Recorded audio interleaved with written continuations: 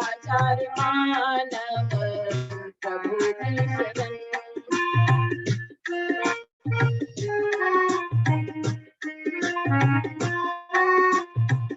उसी के इशारे को कुदरत माने, उसी के इशारे को कुदरत माने।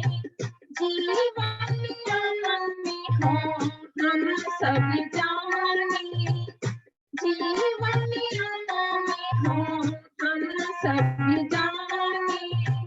संयमित करें, संयमित करें अपने मन को भी हम। आचार्य मानव प्रभु की शरण। उसी ने दिया है, उसी ने दिया है अनमोल तन। आचार्य मानव प्रभु की शरण।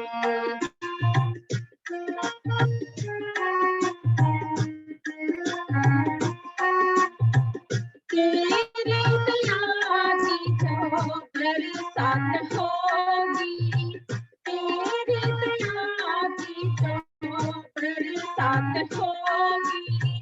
भीगे तन मन ना कुछ याद होगी, भीगे तन मन न कुछ याद होगी।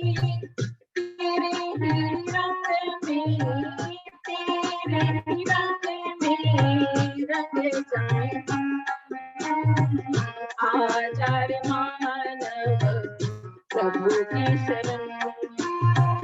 उसी ने दिया है, उसी ने दिया है अनमोल तन। आचार्य मानव प्रभु की शरण। आचार्य मानव प्रभु की शरण। आचार्य मानव प्रभु की शरण। बहुत बहुत धन्यवाद आभार, लारे जी। बहुत बहुत आभार यदि बहन कविता जी, जो हमारे पिछले 4 महीनों से लगातार 6 महीनों से अपने एक भजन की प्रस्तुति करती रहती हैं। बहुत ही अच्छी भजनोत्तेजकता के साथ साथ बहुत ही भजनों का भंडार आपके पास है।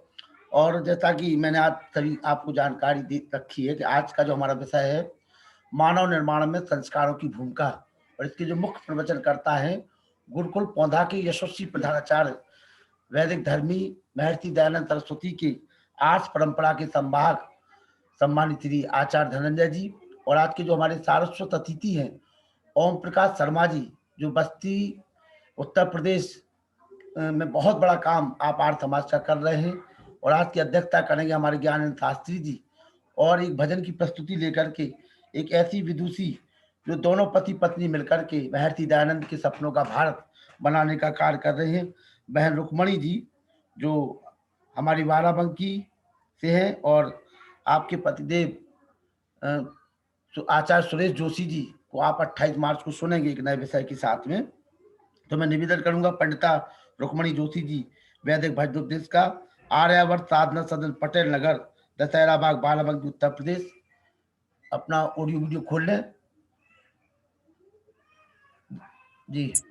ओम नमस्ते। नमस्ते नमस्ते नमस्ते माता जी, नमस्ते, स्वागत है आपका। नमस्ते नमस्ते नमस्ते जी।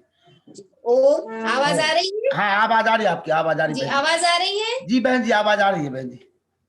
धन्यवाद धन्यवाद जी जी जी ठीक।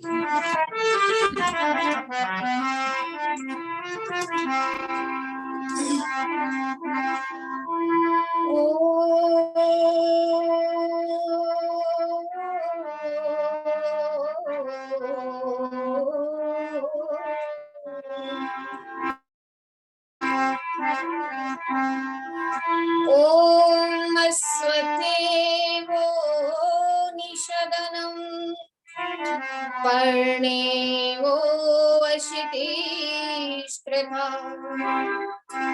गोभाजिते गिलासत् यत् सन्वत् पुरुषम् यत् सन्वत् पुरुषम्।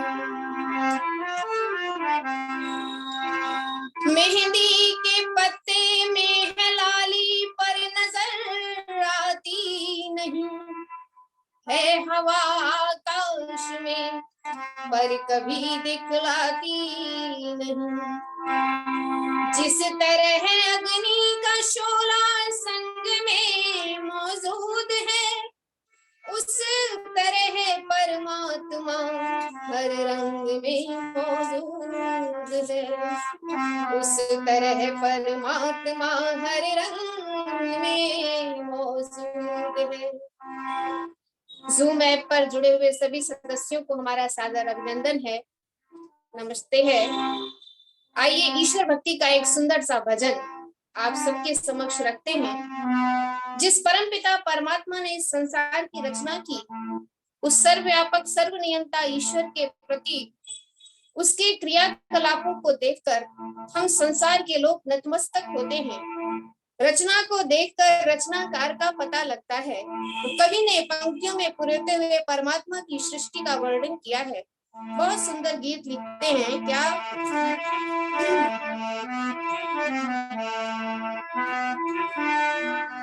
सुख धाम सदा, सुख धाम सदा, तेरा नाम सदा कोई तुझे सा और महान नहीं। सुख धाम सदा, तेरा नाम सदा कोई तुझे सा और महान नहीं। कण कण में बसा, घट घट में रमा, कण कण में बसा, घट घट में रमा, कोई दूजा तेरे समान नहीं। सुख धाम सदा, तेरा नाम सदा कोई तुझे सा और महान नहीं।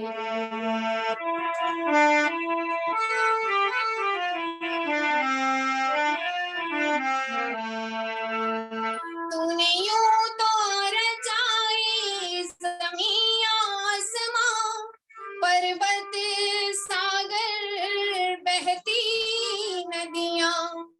तूने यूं तो सजाए ज़मीं आसमां, पर्वत सागर बहती नदियां। प्रभु ढूंढन तुझको जाऊं कहाँ, प्रभु ढूंढन तुझको जाऊं कहाँ, कोई तेरा पता निशान नहीं। सुख धाम सदा, तेरा नाम सदा कोई तुझे सा और महान नहीं।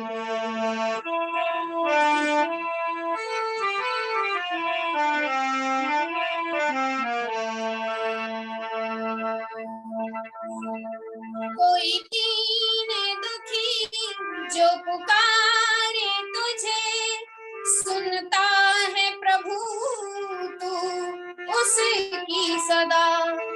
कोई दीन दुखी जो पुकारे तुझे, सुनता है प्रभु तू उसकी सदा।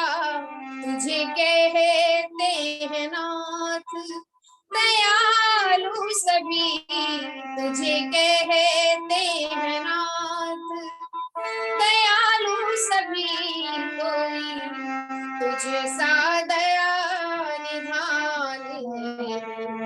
सुख धाम सदा, तेरा नाम सदा कोई तुझे सा और महान नहीं।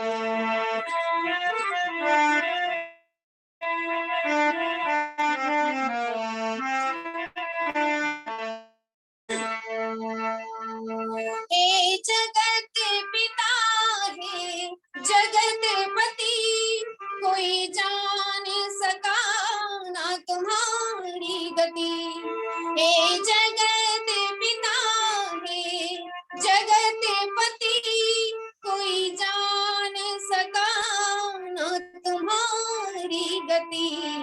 क्या योगी यति क्या साधु सती, क्या योगी यति क्या साधु सती, कोई पूजा तेरे समान नहीं। सुख धाम सदा तेरा नाम सदा, कोई तुझे सा और महान नहीं।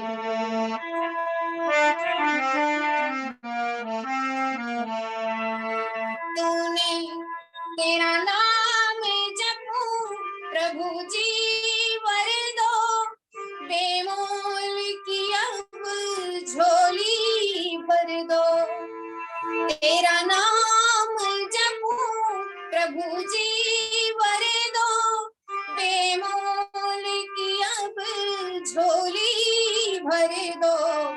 करुणा निधि अब करुणा कर दो, करुणा निधि अब करुणा कर दो।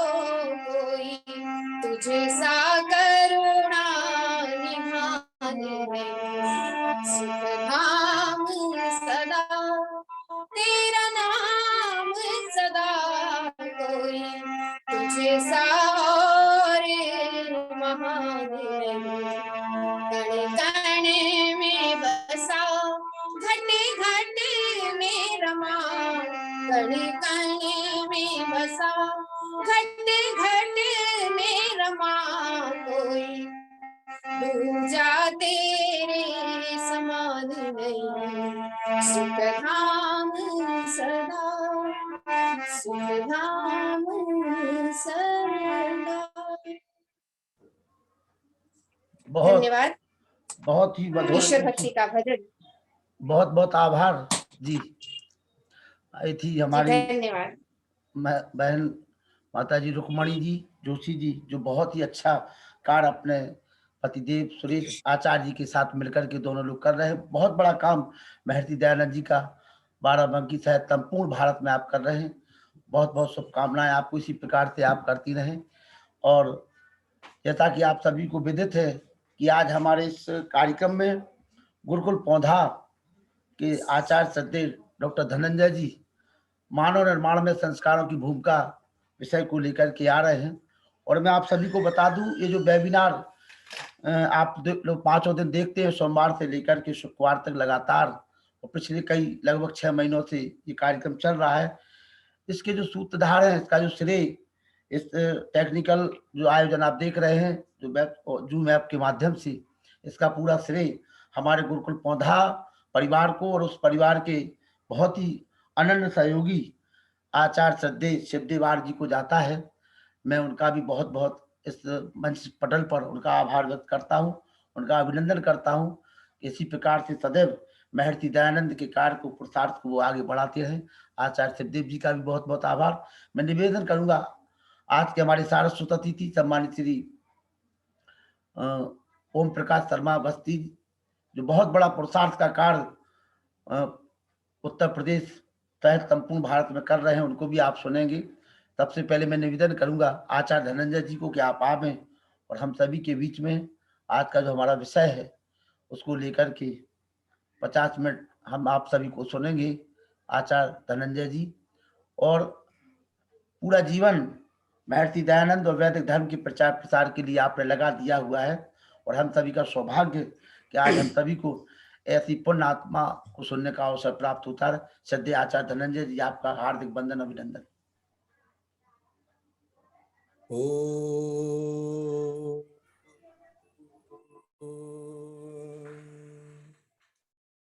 हिरणमयेन पात्रेण सत्यस्यापिहितं मुखम् योऽसावादित्ये पुरुषशोषावहम् ॐ तं ब्रह्म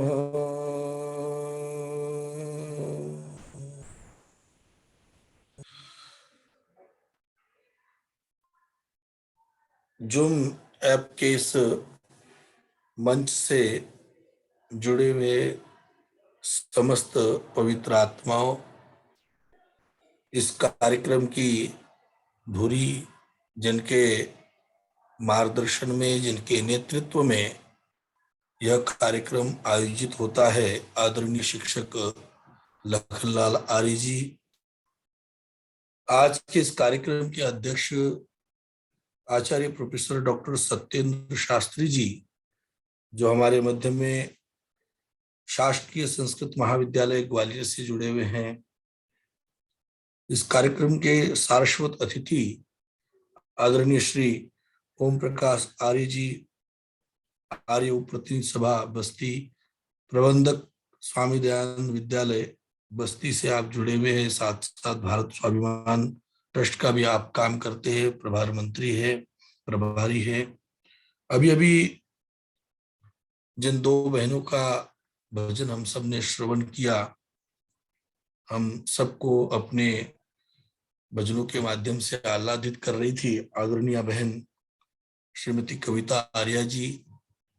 साथ साथ हमारी एक अन्य बहन जिनका नाम मैं थोड़ा सा विस्मृत हो गया, बहन रुक्मणी जी, आचार्य सुरेश हाँ, जी की धर्मपत्नी जी, आचार्य सुरेश जोशी जी की पत्नी बहन रुक्मिणी जी।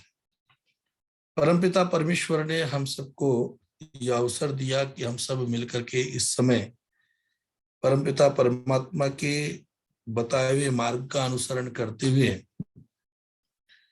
स्वाध्याय को बढ़ा रहे, वेद ज्ञान की बात को, वेद की चर्चाओं पर, ईश्वर भक्ति की चर्चाओं का अवसर अलंकृत कर रहे हैं, उसके ऊपर बैठ करके चिंतन कर रहे हैं। कोरोना की विकराल परिस्थितियां सर्वत्र ही है और उस परिस्थिति में सब लोग कहीं ना कहीं पीड़ित भी है। जहां इसका नाम सोशल डिस्टेंसिंग के नाम से संकेत किया, ये सोशल डिस्टेंसिंग न होकर के ये, हाँ, वास्तव में सोशल डिस्टेंसिंग हो गया, होना तो चाहिए था यह शारीरिक दूरी, परंतु इससे सामाजिक दूरी का प्रावधान बनता चला गया और पिछले 2 वर्षों से निरंतर हमारे सारे कार्यक्रम बाधित हो रहे हैं। स्वाध्याय की परंपरा बाधित हो रही है, सत्संग और उत्सव की परंपरा बाधित हो रही है। उस को ध्यान में रखते हुए इस विकराल परिस्थिति में वर्चुअल माध्यम से हम सब लोग एक दूसरे से संवाद कर रहे हैं। कोई ग्वालियर से हैं, तो आदरणीय मुनि जी कोटा से जुड़े हुए हैं, बस्ती से हैं, तो कई सब जगह जगह से हम सब लोग एक दूसरे के साथ संवाद कर रहे हैं। परमेश्वर की असीम अनुकंपा कि हमने जहां चाहा वहां रहा कि इस उक्ति को स्वीकार करते हुए इस कार्यक्रम का आयोजन कर रहे हैं। बंधु, आज का विषय मेरे लिए विशेष रूप से आदरणीय श्री आर्य जी ने संकेत किया, मानव निर्माण में संस्कारों की भूमिका, और इस विषय का संबंध प्रत्येक व्यक्ति के साथ जुड़ा हुआ है। महर्षि दयानंद सरस्वती ने 3 विशिष्ट अमर ग्रंथ हम सबके लिए प्रदान किए। प्रथम दिया सत्यार्थ प्रकाश, सत्यासत्य को जानने और जनाने के लिए सत्य क्या है, सत्य का जीवन पर क्या प्रभाव पड़ता है, सत्य के साथ अन्वेषण करके हम स्वयं को आनंदित कैसे कर सकते हैं, अपने हठ दुराग्रह को छोड़ अविद्यादि दोषों से कैसे दूर हट सकते हैं, इसके लिए सत्यार्थ प्रकाश का प्रणयन किया। वही द्वितीय ग्रंथ ऋग्वेदादि भाष्य भूमिका, जिसके माध्यम से वेद सब सत्य विद्याओं का पुस्तक है, वेद का पढ़ना पढ़ाना और सुनना सुनाना सब आर्यों का परम धर्म है, इसको हम स्वीकार कर सकते हैं। क्योंकि ऋषि ने लिखा है कि जो कुछ इस संसार में है उन सब विद्याओं का आदि प्रकाशक और पदार्थ विद्या का ज्ञाता वह परमपिता परमेश्वर है, वह आदि मूल है। और उस आदि मूल को जानना, उस आदि मूल की प्राप्ति के लिए लक्षित होना, यह प्रत्येक मनुष्य का एक अधिकार है, उसके लिए आवश्यक नित्य कर्म है। मैं ऐसा यहाँ पर कहना चाहूंगा। तो वही तृतीय ग्रंथ हम सबके लिए दिया, जिसका नाम है संस्कार विधि। प्रथम दो ग्रंथ हमारे लिए निधि है, हमारे लिए वह संकलन करने योग्य है, हम सबके लिए ज्ञान की कुंजी है, अलंकृत होने का अवसर है। और ये जो तृतीय ग्रंथ दिया, जिसका नाम है संस्कार विधि है, आप विधि पूर्वक निधि को अगर करेंगे, प्राप्त करेंगे, तो वह निधि आपको आपके जीवन के लक्ष्य को पूर्ण कराने वाली होगी। और इसीलिए ऋषि दयानंद ने संस्कार विधि का प्रणयन किया और संस्कार विधि हमको प्राप्त हुई। संसार में स्मृति ग्रंथों के आधार पर, आरण्य ग्रंथों के आधार पर, ब्राह्मण ग्रंथों के आधार पर, सूत्र ग्रंथों के आधार पर अनेक प्रकार के संस्कारों की, संस्कार विधि की व्यवस्थाएं हैं। कई 14 संस्कार स्वीकार करे जाते हैं, कई 18 किए जाते हैं। ऋषि दयानंद ने वैज्ञानिक तथ्यों को स्पष्ट रखते हुए और साथ साथ प्राचीन वाङ्मय का, प्राचीन शास्त्रों का, प्राचीन आचार्यों के मतों को स्वीकार करते हुए 16 संस्कारों की विधि दी है।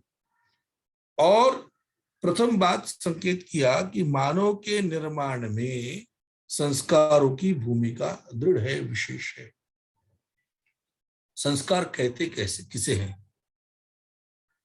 जो सही प्रकार से किए जाए, जिसके करने से शरीर और आत्मा की शुद्धि, पवित्रता बढ़ती हो, वह पवित्र होता हो, वह संस्कार कहते हैं।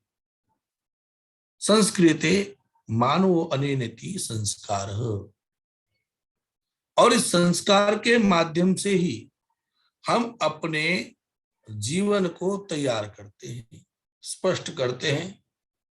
मानव में जो कुछ हो रहा है, जो कुछ संसार की प्रक्रिया में चल रहा है, वह सब संस्कारों की ही भूमिका है, संस्कारों का ही व्यवहार है। परमपिता परमात्मा ने प्रत्येक मनुष्य को मुक्ति का मार्ग प्रशस्त किया, अर्थात जो हमारा जीवन है, इस जीवन को प्राप्त कर इसी जीवन में आनंद को, यह लौकिक और पारलौकिक सुखों को प्राप्त करते हुए परमपिता परमात्मा की प्राप्ति का वह आनंद अर्थात पारलौकिक सुख को भी प्राप्त करने का अधिकार प्राप्त कराया। और यह शरीर भी इसी निमित्त दिया। यह मानव को ही क्यों विशेष आवश्यक है? तो कहा ना कि जन्मना जायते शूद्र संस्कारात् द्विज उच्यते। यहाँ शूद्र शब्द का अर्थ हुआ जो केवल मात्र आहार निद्रा भय मैथुनंच सामान्य एतत् पशुभिर नराणाम्। जहां आहार, निद्रा, भय और मैथुन, ये 4 प्रक्रिया प्रत्येक प्राणी में समान है।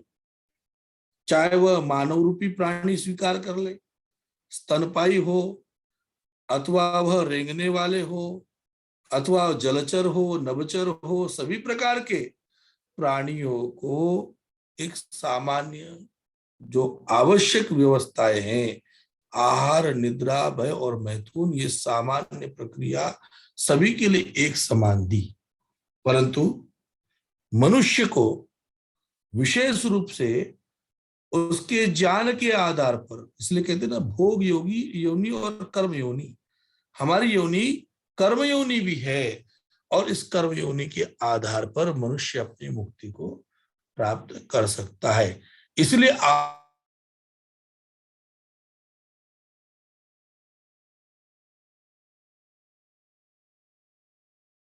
यदि मानव बनना चाहता है, मानव मनुष्य बनना चाहता है, मनुष्यपन को स्वीकार करना चाहता है, वह मनन और चिंतन करके अपने विद्या के साथ अपने अविद्यादि दोषों को छूटकर विद्यादि ज्ञानों को ग्रहण करके सुख को प्राप्त करना चाहता है, परमात्मा की प्राप्ति करना चाहता है, तो उसको संस्कारित होना अनिवार्य है।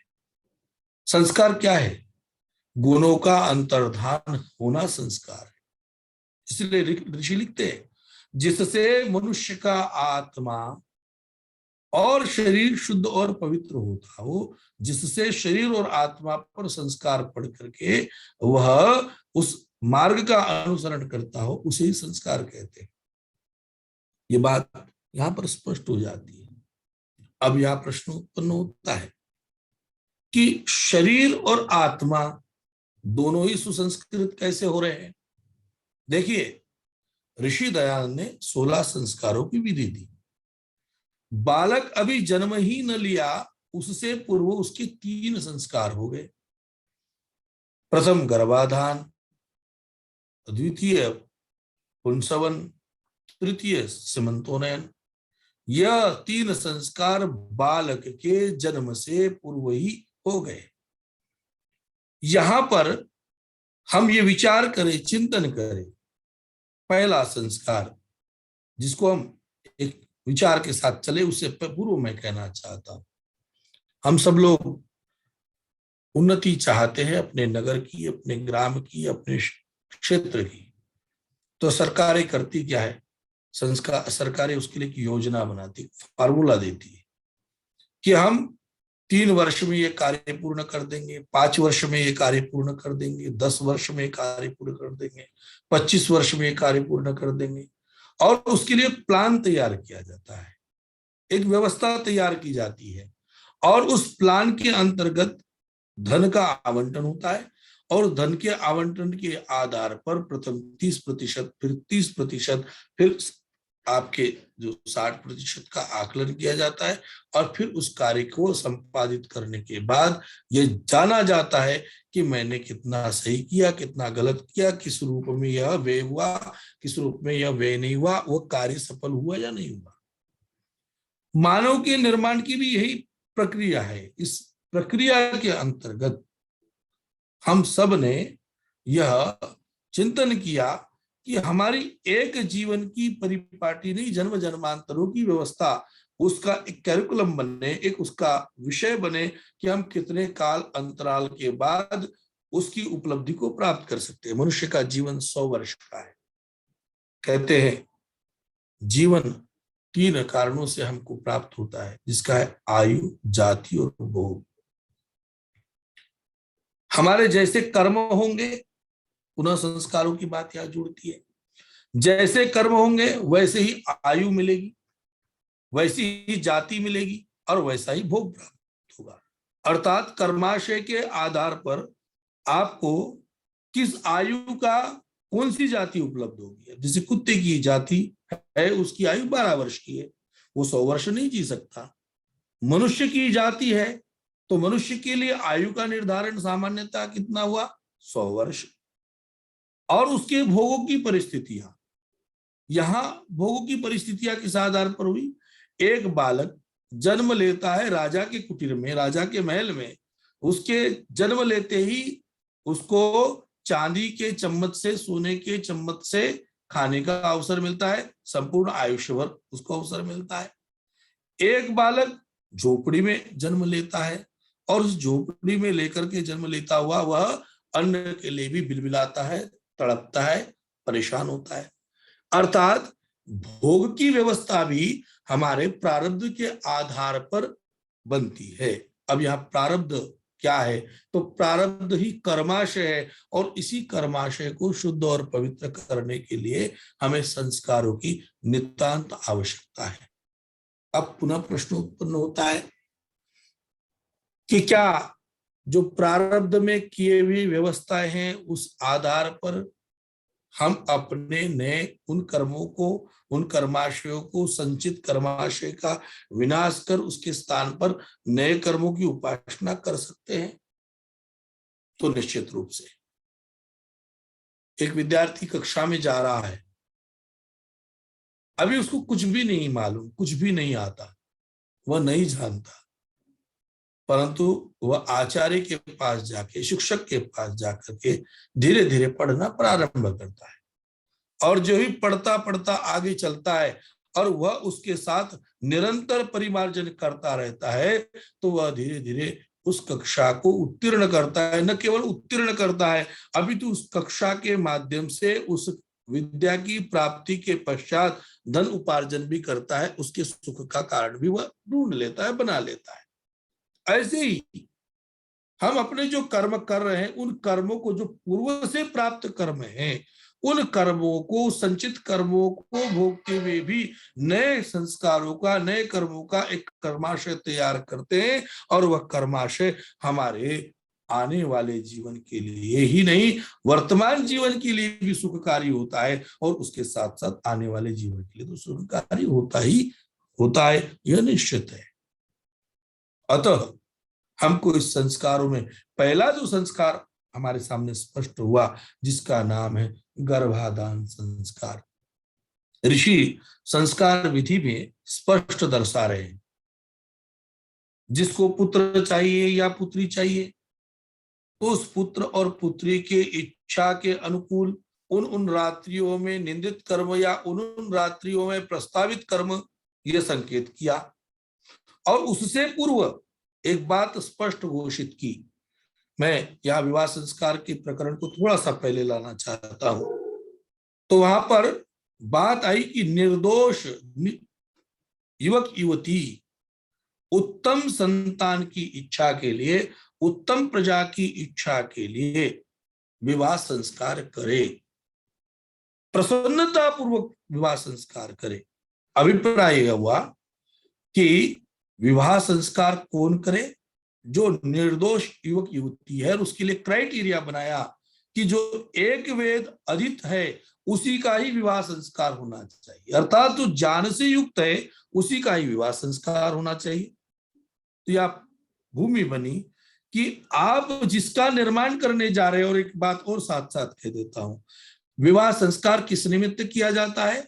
तो कहा प्रजा के निमित्त किया जाता है। विवाह संस्कार खेल नहीं है, मखौल नहीं है, केवल मात्र दो व्यक्तियों का मिलना हो गया, बड़े बड़े लोगों का आना जाना हो गया, कुछ लोगों को आपने भोजन खिला दिया, बड़ी बारात निकली, बड़ा दहेज दे दिया, बड़ी चर्चाएं हुई।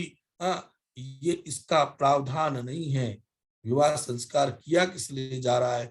विवाह संस्कार गुण कर्म स्वभावानुसार एक दूसरे की प्रीति पूर्वक जान करके लेकर के उत्तम प्रजा के निमित्त विवाह संस्कार किया जाता है। विवाह संस्कार का फल क्या है? तो विवाह का फल है प्रजा। और प्रजा किसके निमित्त? तो प्रजा होती है समाज के निमित्त, राष्ट्र के निमित्त, मुक्ति के निमित्त। इसलिए विवाह संस्कार जहाँ किया जाता है तो वहां पुरुषार्थ चतुष्टय की प्राप्ति के निमित्त विवाह संस्कार किया जाता है। ये विवाह की वैचारिकता है। यद्यपि श्रद्धेय आर्य जी ने मुझसे कहा था कि आप विवाह की वैचारिकता पर अगर आप कहेंगे तो उत्तम रहेगा, पर मैं सोचता था कि वो प्रकरण, मेरा विषय उतना उस तरीके का नहीं होना चाहिए, क्योंकि मेरा स्वयं का विवाह नहीं हुआ तो मैं उस विषय में अधिक बोलूं तो शायद एक हास्यास्पद ना हो जाए। इसलिए मैं इस विषय को नहीं स्वीकार किया। इसलिए मैंने कहा कि देखिए कि पुरुषार्थ चतुष्टय की प्राप्ति के लिए विवाह संस्कार किया जा रहा है, और उसका फल क्या है? उसका फल दिया प्रजा की उत्पत्ति। और प्रजा किस निमित्त? तो पुनः उत्पत्ति बात आई कि प्रजा राष्ट्र के निमित्त, समाज के निमित्त। इसलिए विवाह संस्कार में आपको राष्ट्रभृत होम, जया होम और अभ्यातन होम, 3 होम करने का विधान ऋषि ने लिखा है। और ये प्रसंग करते प्रथम होम राष्ट्रभृत होम है। अब यहाँ संतान की निर्माण की बात, मानव निर्माण की भूमि का जो तैयार है, उसकी जो भूमि तैयार की जा रही है। हम सब यहाँ बहुत सारे लोग किसान वर्ग से जुड़े हुए और लगभग किसान वर्ग से जुड़े हुए हैं, जानते हैं कि गेहूं की फसल अगर आप बोना चाहते हो तो गेहूं की फसल के लिए खेत को उसी रूप में नमी रखनी होगी, उसी रूप में ऊष्मा रखनी होगी। फसल बोने का जो समय होगा वह कौन सा होगा, कौन सा नहीं होगा। यदि आप गन्ना बोना चाहते तो गन्ने की खेती करते समय उस खेती को उसी रूप में बनाया जाता है, तैयार किया जाता है, उसकी मेड़ उसी रूप में तैयार की जाती है, गन्ना उसी रूप में लगाया जाता है, उसका बीज भी उसी रूप में लाया जाता है। आप 64 बोना चाहते हो, 156 बोना चाहते हो, कोई मीठा बोना चाहते हो, रसगुल्ला बोना चाहते हो, जो भी गन्ना आप लगाना चाहते हो, उसकी रूपरेखा पूर्व में तैयार की जाती है, उसका विचार पहले तैयार किया जाता है और समय का निर्धारण भी वही किया जाता है जो फसल आप अपेक्षित रखते हैं। आज 12मासी फसल चल पड़ी, पर आप जानते हैं जो फसल 12मासी आती है उन फसलों का स्वाद भी नहीं रहा। सेव के टाइम पे सेव नहीं लो, चीकू के समय में चीकू न खाओ, अमरूद के समय विलायती अमरूद आप खाते हो तो उसका स्वाद नहीं आता। दिखने में सुंदर तो हो सकता है, परंतु वह स्वाद और उस रस का लाभ आप उस रूप में नहीं ले सकते। परमात्मा की सृष्टि में वैसे वैसे ही कालक्रम के आधार पर वैसे वैसे फलों का, अन्न का, औषधियों का विधान स्वयं परमपिता परमात्मा ने हमको दिया है।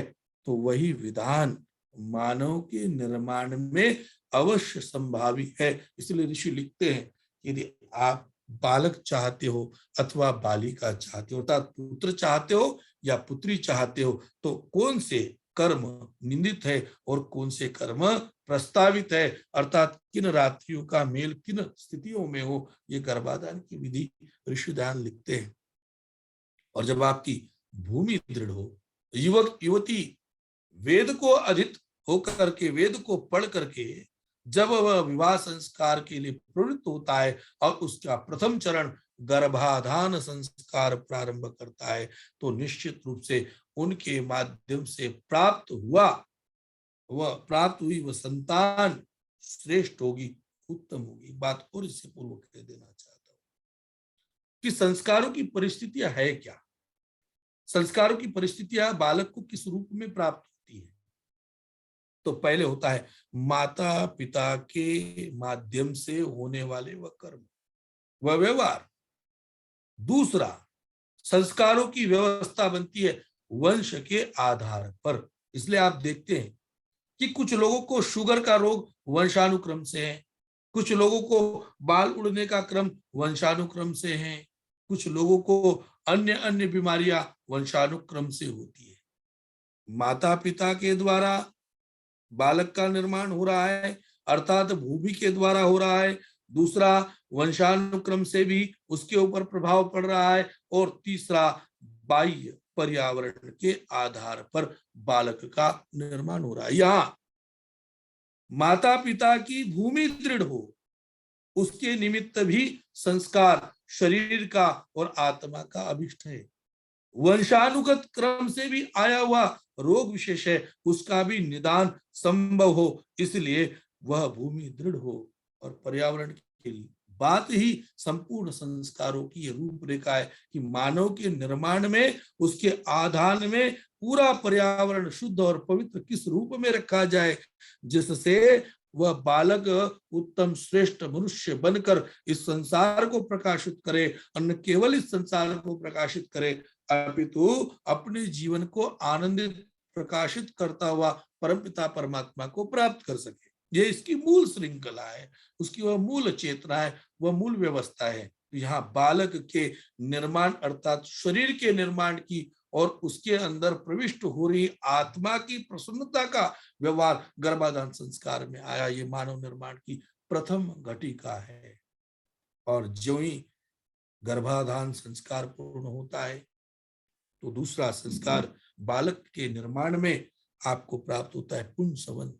ऋषि लिखते हैं जब बालक दूसरे या तीसरे महीने का अर्थात गर्भस्थापन हो जावे, तब उसके पुंसत्व को प्राप्त होने के लिए, यानी कि गर्भ स्थिर हो गया और उसके पश्चात होने वाले कर्म किस रूप में करना चाहिए, ये बात स्पष्ट हो गई। आप जानते हैं हम सब लोग दो प्रकार की विधियां रखते हैं। जैसे बालक घर में आने वाला होता है, खुशियां प्रारंभ हो जाती है, तो गर्भिणी का ध्यान किस रूप में रखना है, अर्थात अब माता पिता दोनों मिलकर के पृथक पृथक शैया पर विश्राम करते हुए उस आने वाले बालक के लिए दृढ़ संकल्पित हो जाए कि गर्भ स्थापित हो चुका है, अब गर्भ धारण की आवश्यकता नहीं है, अर्थात पृथक पृथक जीवन जीते हुए बालक के निर्माण की विधि प्रारंभ करते हैं। ये पुंसवन संस्कार। तीसरा संस्कार सीमंतोन्नयन संस्कार। सीमंतोन्नयन 7वें या 8वें महीने में करे, सब जानते हैं। कि हमारे गांव में, हमारे परिवार में गोद भराई एक रस्म होती है, और जब गर्भिणी 7वें या 8वें महीने में होती है तो उसको फूलों के उस पर बिठाया जाता है, जो फूलों से सजाई हुई झूला होता है उसके ऊपर बिठाया जाता है। उसके गोद में उड़द दाल, चावल, नारियल, अन्न, पुष्टिकारक वस्तुएं, मिठाइयाँ, उसको अच्छे अच्छे वस्त्र दिए जाते हैं। तो वहां हम ये मानते हैं कि हम गर्भिणी का संस्कार कर रहे हैं। गर्भिणी का कोई संस्कार नहीं हो रहा है। गर्भिणी को कहीं प्रसन्नता या अप्रसन्नता व्यक्त करने की बात वहां पर नहीं की जा रही, अपितु जो बालक, जो शिशु गर्भस्थ है, उस गर्भस्थ शिशु के निर्माण की प्रक्रिया। इसलिए ऋषि दयानंद उस संस्कार को करते हुए लिखते हैं कि क्या खिलाए क्या न खिलाए। तो क्या कहा वहां पर, आप ब्राह्मी, शंख पुष्पी आदि औषधिया उस गर्भिणी को दे, उसकी नासा पुटपड़ वट को सुंगावे, आदि आदि बातें वहां दी। देखिए, बालक आया, बालक की भूमि के आधार पर, अर्थात जैसे ही भूमि में आया तो उसके निर्माण की प्रक्रिया हुई। एक बात, शरीर के निर्माण में स्वस्थता रहे, शरीर पुष्ट हो, इस निमित्त आपने काम किया। साथ साथ उस गर्भस्थ शिशु के आत्मा पर भी आपके सुव्यवस्था से सुसंस्कार प्राप्त हो। फरीदाबाद से भी मेरे ख्याल से कुछ महानुभाव जुड़े हुए हैं।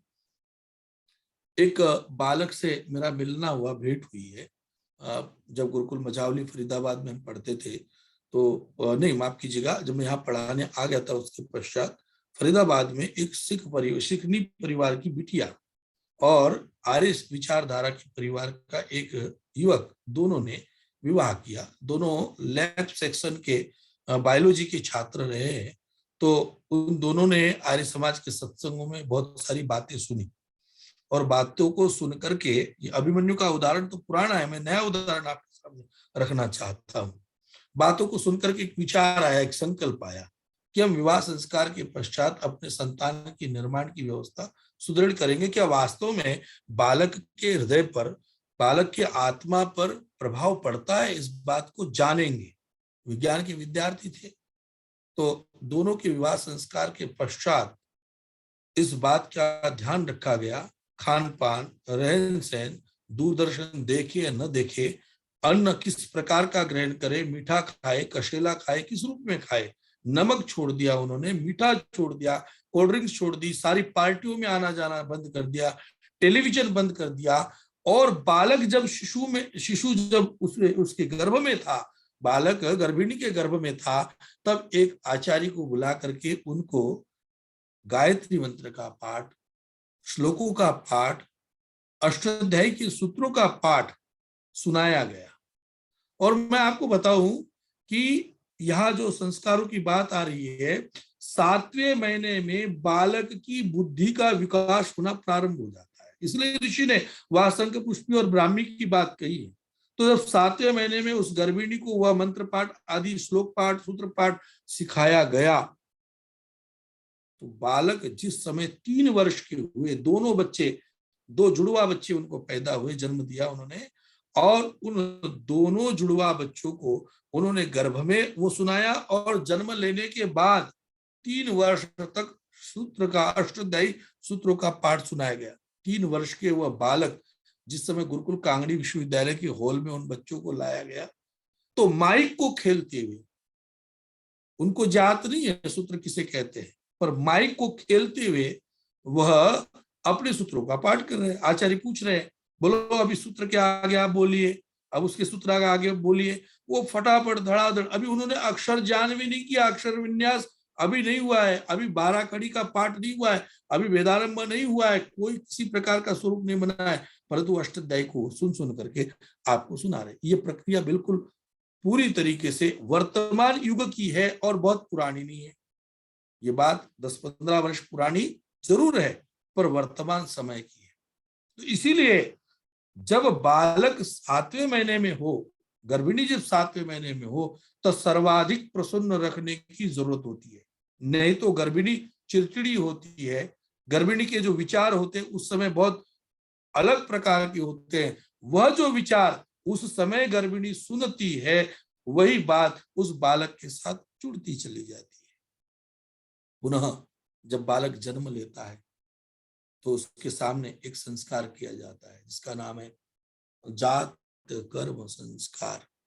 अभी बालक जन्म लिया है तो ऋषि लिखते हैं, पिता बालक को लेकर उसके जिह्वा पर स्वर्ण की शलाका से मधु से ओम अक्षर लिखे और साथ साथ कान में कहे वेदोवसी।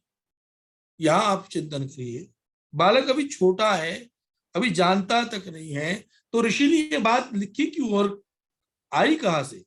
जब संसार में आ रहा है तो एक मंत्र पढ़ा जाता है, अश्मा भव परशुर्भव हिरण्यमस्त्रितम भव वेदो वै पुत्र नामासी त्वं जीव शरद शतम।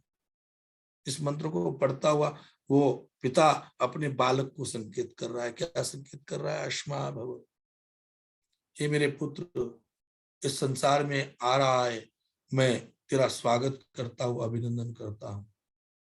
ध्यान रखना, तू इस संसार में दृढ़ रहना, डिगमगाना नहीं, कहीं हिलना नहीं, कहीं इधर उधर मत होना, दृढ़ रहना। और किसमें दृढ़ रहना? संसार में दृढ़ नहीं रहना है। संसार में आए हो दृढ़ रहना। किसमें दृढ़ रहना है? तो दृढ़ रहना अपने उस व्यवस्था में जिसके निमित्त इस संसार में है। मानव का निर्माण हुआ किस लिए? मैंने पहले कहा कि हम सब लोग आहार, निद्रा और भय, मैथुन, इन 4 प्रकार की व्यवस्थाओं से प्रत्येक प्राणी को देख सकते हो। प्रत्येक प्राणियों में एक स्वाभाविक ज्ञान मिला हुआ है। आप अभी अभी नवजात शिशु जो गाय आदि किसी प्राणी का होता है, उसको आप पानी के अंदर फेंक दीजिए, वो स्वाभाविक रूप से तैरना चालू कर देता है। छोटी छोटी चिड़िया है, चुग्गा लेती है और धीरे धीरे धीरे धीरे उड़ना चालू कर देती है। स्वाभाविक ज्ञान है।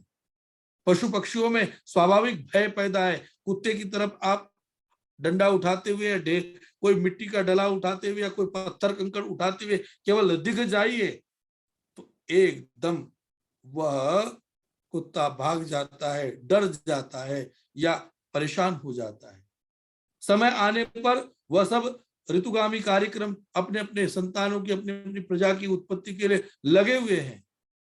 ये सब सामान्य है। मनुष्य का होना किस लिए है? तो मनुष्य इसलिए है कि वह मनन पूर्वक, चिंतन पूर्वक इहलौकिक पारलौकिक सुखों को प्राप्त करता हुआ परमपिता परमात्मा के उस अनंत यात्रा में उपस्थित हो जाए, मुक्ति को प्राप्त हो जाए।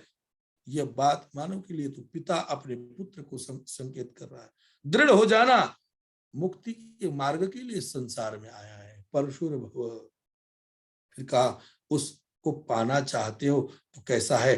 तुम अपने आप को तेजस्वी रखना, वर्चस्वी रखना। बिना तेजस्वी वर्चस्वी रखे हुए नहीं। और फिर कहा हिरण्यम अस्तुतम भव, याद रखना पुत्र, तुझे अलंकरण बनना है। अलंकरण स्वर्णों का नहीं, आभूषणों का नहीं, अभी तो किसका अलंकरण? अपने विचारों का, अपने ज्ञान का, अपने संस्कारों का, उसका अलंकरण रखना। अश्मा भव परशुर्भव हिरण्यमस्त्रितम भव वेदो वै पुत्र नामासी। तेरा नाम क्या है? वेद है। अर्थात तू ज्ञान है। ज्ञान पूर्वक तू यहां तक पहुंचा है। मनुष्य का जीवन सामान्य परिस्थिति में तुझको प्राप्त नहीं हुआ है, नहीं हो रहा है। मनुष्य का जीवन सामान्य परिस्थितियों में प्राप्त नहीं होता। ये मुक्ति के निमित्त ही प्राप्त होता है, परमात्मा की प्राप्ति के निमित्त ही होता है, सुख दुख की, आनंद की अनुभूति करने के निमित्त ही प्राप्त होता है। इसलिए कहा तू ज्ञान है, वेद है, वेदोवशी त्वं जीव शरद शतम। इस संसार की जो आयु तेरे निमित्त दी है वह 100 वर्षीय आयु तू प्राप्त करना। अभी पुत्र जन्म लिया है, उसी समय पिता ने पुत्र के कान में बुदबुदाते हुए ये शब्द कहे, ये वचन कहे। वचनों का तात्पर्य है कि वह अपने बालक को सुसंस्कृत कर रहा है, गुणों का अंतर्धान दे रहा है, गुणों को देते हुए उसकी आत्मा को प्रकाशित कर रहा है। इस मानव निर्माण की श्रृंखला में यह परंपरा आप तक पहुंचती है। पुनः जब अगला संस्कार आता है तो नामकरण संस्कार। ऋषि लिखते हैं नाम सार्थक होना चाहिए, निरर्थक नहीं होना चाहिए। हम किसी का नाम रखते हैं तो इस बात का ध्यान रखते हैं कि उस नाम के अनुरूप उस व्यक्ति का व्यक्तित्व बने। कोई पिता अपने पुत्र का नाम रावण नहीं रखना चाहता, कोई पिता अपने पुत्र का नाम कंस नहीं रखना चाहता, दुर्योधन नहीं रखना चाहता है, अपनी पुत्री का नाम सुरफनका नहीं रखना चाहता है। क्या रखना चाहता है? राम रखता है, कृष्ण रखता है, श्याम रखता है।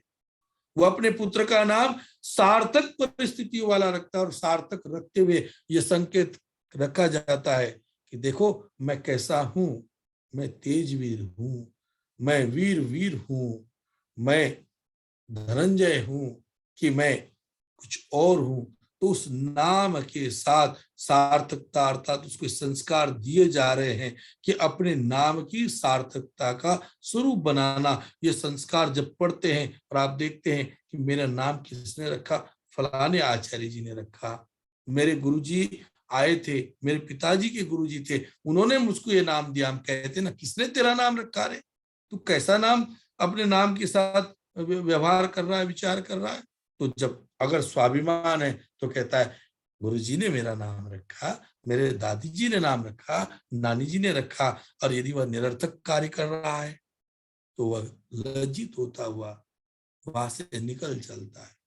तो ये 16 संस्कारों में आपके नामकरण की व्यवस्था, वहां पर भी शरीर और आत्मा दोनों की प्रसन्नता होती है। याद रखना, आप कहेंगे नामकरण संस्कार के आधार पर शरीर की प्रसन्नता कैसे हुई, शरीर सुसंस्कृत कैसा होता है? याद रखिएगा, आपकी भाव भंगिमा, आपके अंदर होने वाला क्रोध, आपके चेहरे पर दिखने वाला हास्य, विनोद, आकर्षण, वीर भाव, वो आपके शरीर को भी प्रसन्न करते हैं। यदि आप श्रृंगारित होते हैं तो आपका शरीर भी प्रसन्न दिखता है, आपकी आत्मा भी प्रसन्न दिखती है। आत्मा में पड़ने वाला प्रत्येक प्रभाव शरीर, क्योंकि शरीर और आत्मा का संयुक्त होना है। आत्मा आपकी शरीर के साथ जुड़ी, यद्यपि शरीर को किसी भी रूप में कष्ट नहीं पहुंचता, उसका कष्ट किसको पहुंचता है? उसके अंदर निवास करने वाली आत्मा को पहुंचता है।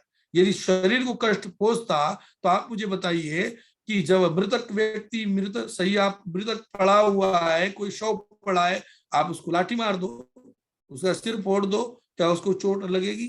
नहीं लगेगी। किसी भी कीमत पर उसको चोट नहीं लग सकती, तो उसके ऊपर कोई प्रभाव भी नहीं पड़ रहा है। पर उसका प्रभाव तब पड़ता है जब आत्मा के साथ वह संयुक्त होता है, वह उसके साथ पड़ा होता है, उसके साथ जुड़ा होता है।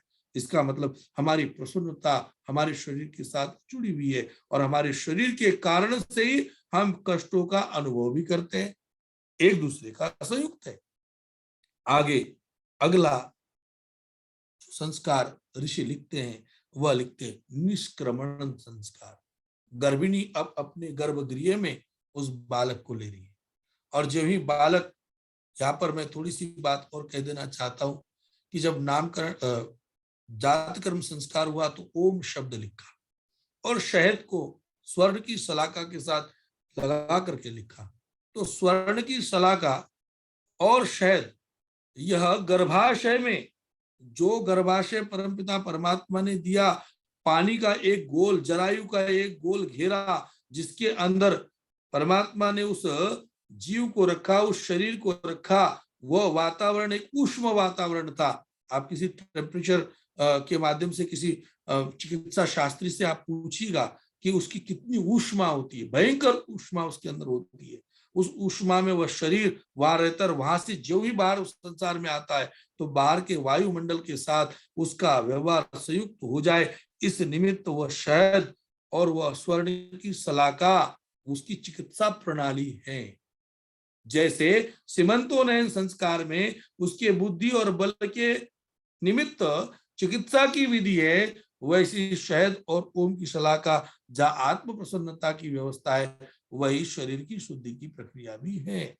यहाँ पर निष्क्रमण संस्कार, जब बालक बाहर को जाए तो शुद्ध वातावरण में लेकर के जाया जाए, अर्थात बालक क्या मन और शरीर प्रसन्न हो, शुद्ध हो, पवित्र हो, इसलिए वह संस्कार निष्क्रमण संस्कार कहलाया। और उसके बाद छठे महीने में बालक का अन्नप्राशन संस्कार किया जाता है। अभी तक माँ के स्तनों के दुग्ध को पान करते हुए उसने माँ के द्वारा खाए हुए अन्न का रस प्राप्त किया।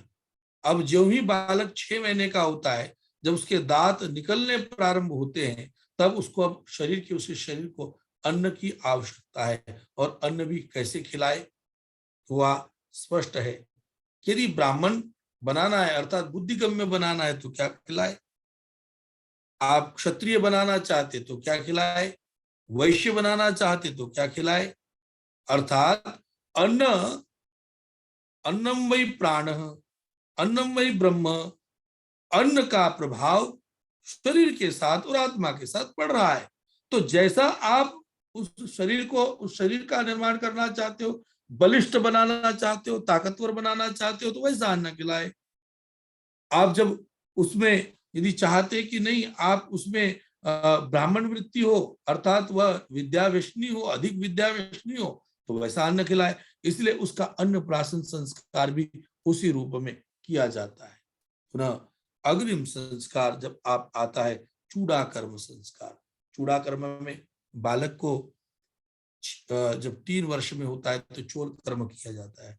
केश कटाने की बड़ी विधि है। बहुत लोग कहते हैं फलाने देवता के पास ले जाओ, फलाने गंगा में ले जाओ, वहां पर बाल उतरवाओ तो पुण्य मिलेगा। नहीं, जो शरीर पर जो गर्भाशय से आए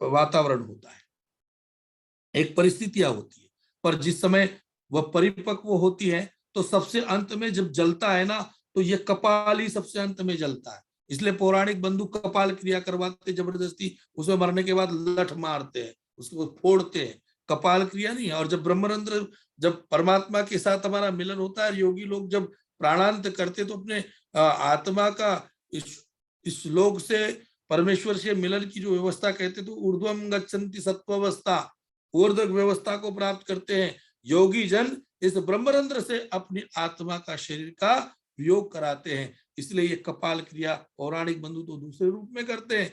हम वैदिक धर्मी लोग इस बात को स्वीकार करते हैं कि ये ब्रह्म है। इस ब्रह्म के माध्यम से ज्ञान पूर्वक जब शरीर इस संसार से विदा लेता है, आत्मा अपना विदा लेता है, शरीर को छोड़ता है, तो वह परमात्मा की प्राप्ति की गति को प्राप्त करता है। या यही बात कही, तो इसलिए कहा कि जिस समय एक शोल करते हैं तो ये शोल जो है इसके केशों को काटने से उसकी ऊष्मा चली जाती है। और एक बात और कह देता हूं, जो बालक छोटे होते हैं उन बालकों के अगर जिनके बाल बड़े बड़े हो जाए और केश नहीं काटे जाते, कई लोग कहते हैं 5 साल में काटेंगे, 7 साल में, उन बच्चों में चिड़चिड़ा स्वभाव हो जाता है, भयंकर चिड़चिड़ा स्वभाव होता है, उग्र रूप वाला चिड़चिड़ा स्वभाव होता है, और वह स्वभाव बना रहता है। उस स्वभाव को आप उसके संस्कारों के साथ जुड़े, इस निमित्त उस संस्कार की बात यहाँ पर कही है।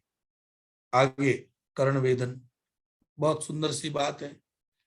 कर्ण वेदन, ये कान का जब वेदन करते हैं तब हम सब जानते हैं जिनको भी मूत्राशय संबंधी रोग होते हैं उनको उसके माध्यम से यदि आप यहाँ छेदन करते हैं तो मूत्र विसर्जन और वीर्य संबंधी दोषों का निपटारा हो जाता है। अनेक ऐसे चिकित्सक जो रात्रि को बिस्तर पर ही पेशाब करते हो अथवा जिनके नड़े पड़ते हो, जिनको गदूद आदि रोग हो जाता हो, उन बच्चों का यहाँ कर्ण भेद दिया जाता है, छेदन किया जाता है।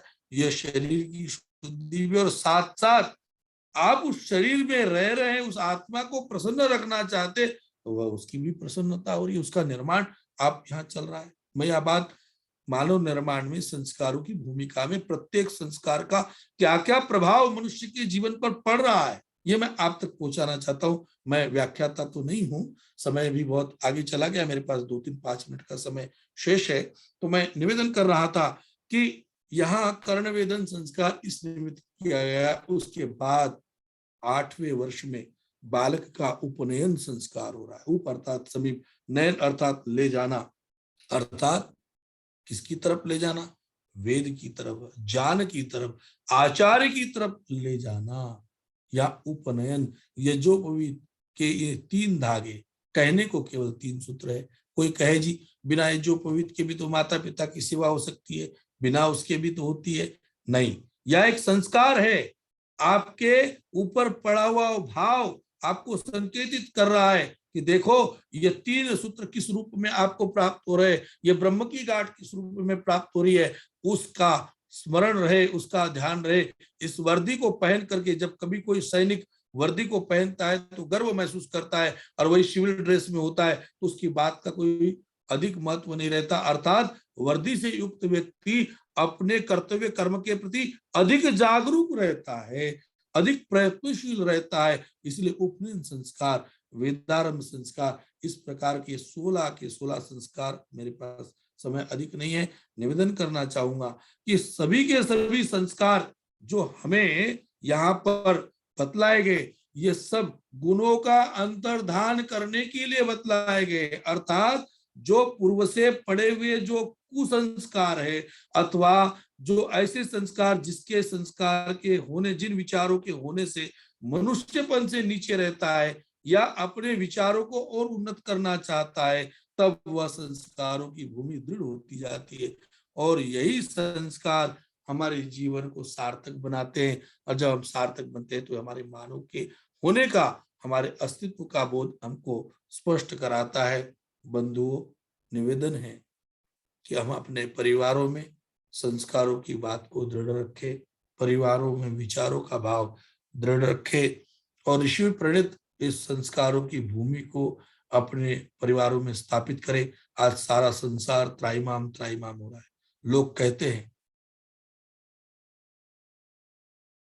कार से अधिक संस्कार, माफ कीजिएगा, बहुत सुंदर सुरेश जोशी जी लिखते हैं, कार से अधिक संस्कार महत्वपूर्ण है। देखिए कार अर्थात, देखिए मैं वही बात कहना चाह रहा था, आज सारा संसार त्राईमाम त्राईमाम है। अब चिंतन कीजिए क्यों ऐसा हो रहा है।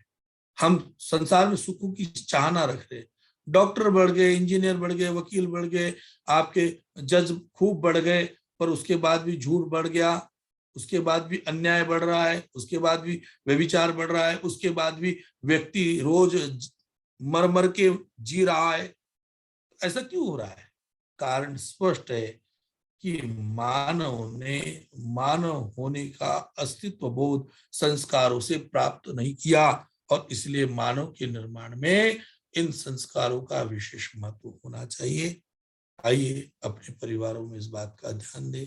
आपने मुझे सुना, मुझे अवसर दिया।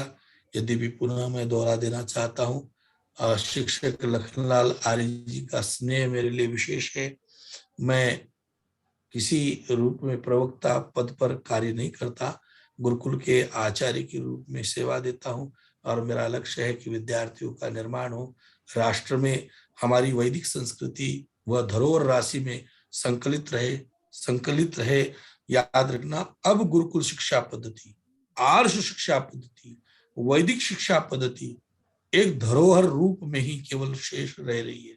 उसका संरक्षण, उसका संवर्धन, उस इतिवृत्त का जितना भी संवर्धन हो सके उसका उतना करना आवश्यक है। ऋषि दयानंद के लिए गुरु विरजान की कुटीर स्थापित थी तो दयानंद बन गए। शायद हमारे इन गुरुकुलों से भविष्य में कोई नया युग स्थापित हो, यही मैं इस विषय पे कहना चाहूंगा, और उसी कार्यक्रम में मैं लगा हुआ हूँ। आप सब ने मुझे सुना, बहुत बहुत आभार, बहुत बहुत धन्यवाद। ओम शांति शांति शांति। और आप अभी सुन रहे थे श्रद्धेय आचार्य डॉक्टर धनंजय जी को। मैं सभी श्रोती बिंदु को जानकारी दे दूं आप सभी को कि आचार्य धनंजय जी गुरुकुल पौधा देहरादून में बहुत अच्छा गुरुकुल है, और हम और हमारे आर्य समाज के प्रधान मुनि पुरुषोत्तम वानप्रस्थी जी, हम लोग पिछले 5-6 वर्ष लगभग हो चुके पूर्व वहां पहुंचे थे। 3 दिन का कार्यक्रम था और जून माह में प्रथम सप्ताह में यानी रविवार को उसका समापन होता है और प्रतिवर्ष वहां वार्षिकोत्सव होता है। और हमारे बीच में मैं बता दूं, जितने भी हमारे लोग इस समय ऐसे लोग जुड़े हुए हैं कि कर्मवीर, चाहे वो हरियाणा से ईसार जी हो, चाहे दया बहन जी हो, चाहे ललितपुर से पंडित बाबूलाल द्विवेदी हो, चाहे राम दुबे हो, और अमेरिका से हमारे युधिष्ठिर त्रिवेदी जी हो, और या कनाडा से सरोजी जौहर जी हो, ये सभी, मिथिलेश गौर जी हो, प्रवक्ता प्रधानाचार्य अलीगढ़ से, ये सभी वो महान विभूतियां हैं गुरुकुल पौधा, और जिनके गुरुकुल पौधा के जो हमारे आचार्य परमानंद जी सरस्वती है, जिन्होंने लगभग 15 गुरुकुल संपूर्ण देश में खोले हुए हैं, और उन्हीं के दिशा निर्देशन में गुरुकुल पौधा अनुबद्ध रूप से भारत में एक ऐसी छाप बनाए हुए हैं। और मैं तो आज ही सुबह मैंने अपने कुछ सहयोगियों से चर्चा की थी गुरुकुल पौधा की, कि आप अपने बच्चों को गुरुकुल में भेजिए, अगर चाहते हैं उनको एक अच्छा मानव बनाना, राष्ट्र का निर्माता बनाना, तो आचार्य सद्य धनंजय जी की सेवा में आप उन बच्चों को भेजिए। और निश्चित रूप से गुरुकुलों का संवर्धन अगर हम नहीं करेंगे तो जो हमारी आर्ष परंपरा है, जो हमारी वैदिक सनातन धर्म संस्कृति है, ये केवल इतिहास के पन्नों में दर्ज रहेगी। और आने वाला कल केवल आप ये कहेंगे कि हमारा वैदिक धर्म ऐसा था, वैदिक संस्कृति ऐसी थी, हमारे 16 संस्कार ऐसे हुआ करते थे। अगर इनका संवर्धन और संरक्षण कहीं हो रहा है तो वो गुरुकुल में हो रहा है। इसके लिए मैं आचार्य श्रद्धेय धनंजय जी से मैंने आज एक निवेदन भी किया था, लालच बस, कि अगर हो सके तो स्वामी प्रेमानंद जी के चरण बुंदेलखंड की पावन धरा और धरा पर ललितपुर में हो, तो हमारा एक गुरुकुल श्रीमंत दयानंद आर्थ जो न्यास है उसका एक गुरुकुल बुंदेलखंड में होगा। तो निश्चित रूप से हमारे यहाँ भी वैदिक धर्म सनातन धर्म की ज्योति और आगे प्रज्वलित होगी। ऐसी में आप अपेक्षा एक कुछ भी समझ लीजिए उसको, मैं निवेदन भी करूंगा उनसे, बात में करता भी हूँ।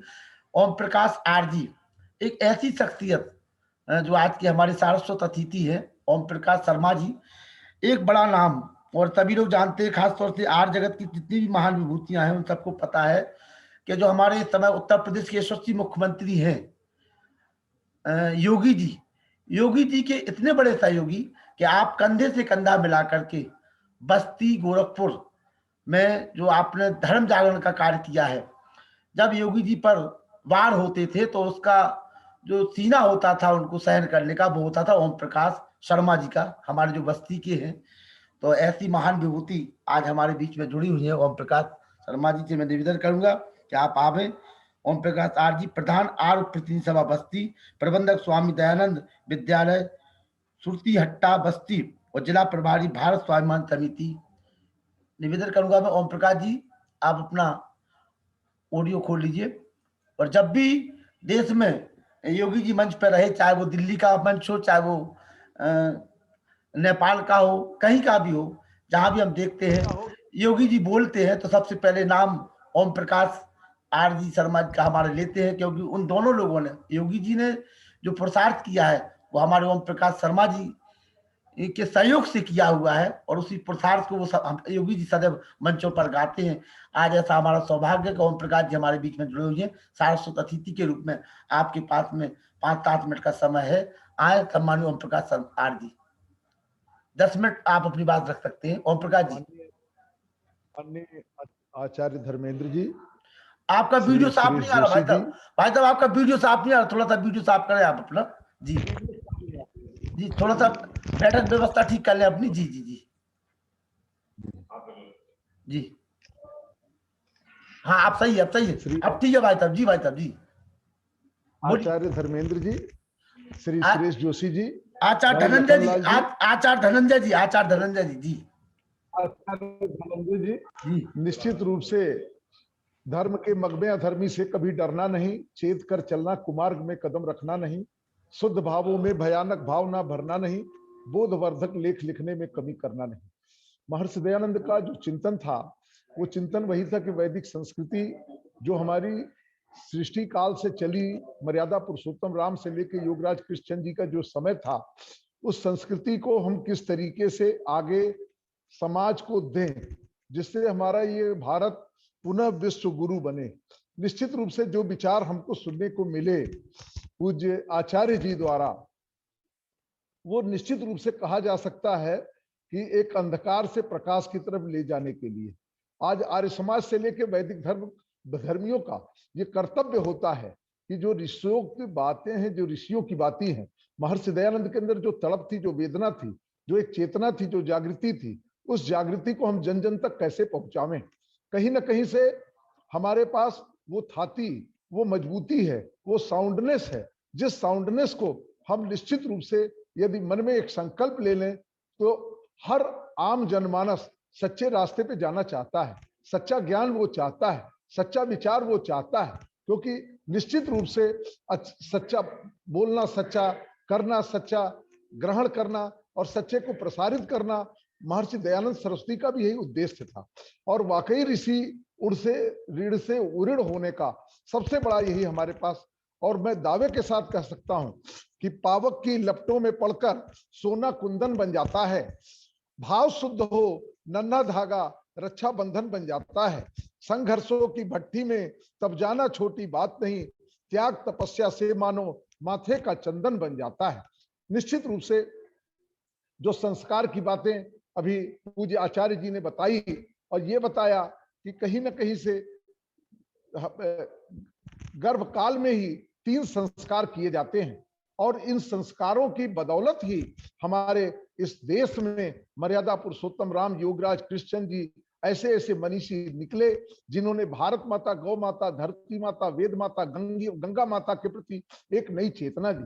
आज समय की मांग है, जो देश काल परिस्थिति चल रही है, जो देश में कहीं ना कहीं उदर पोषक, परिवार पोषक, जाति पोषक लोगों की भावना है, वो वैदिक धर्मी के अंदर निश्चित रूप से राष्ट्र पोषक और विश्व पोषक की भावना है।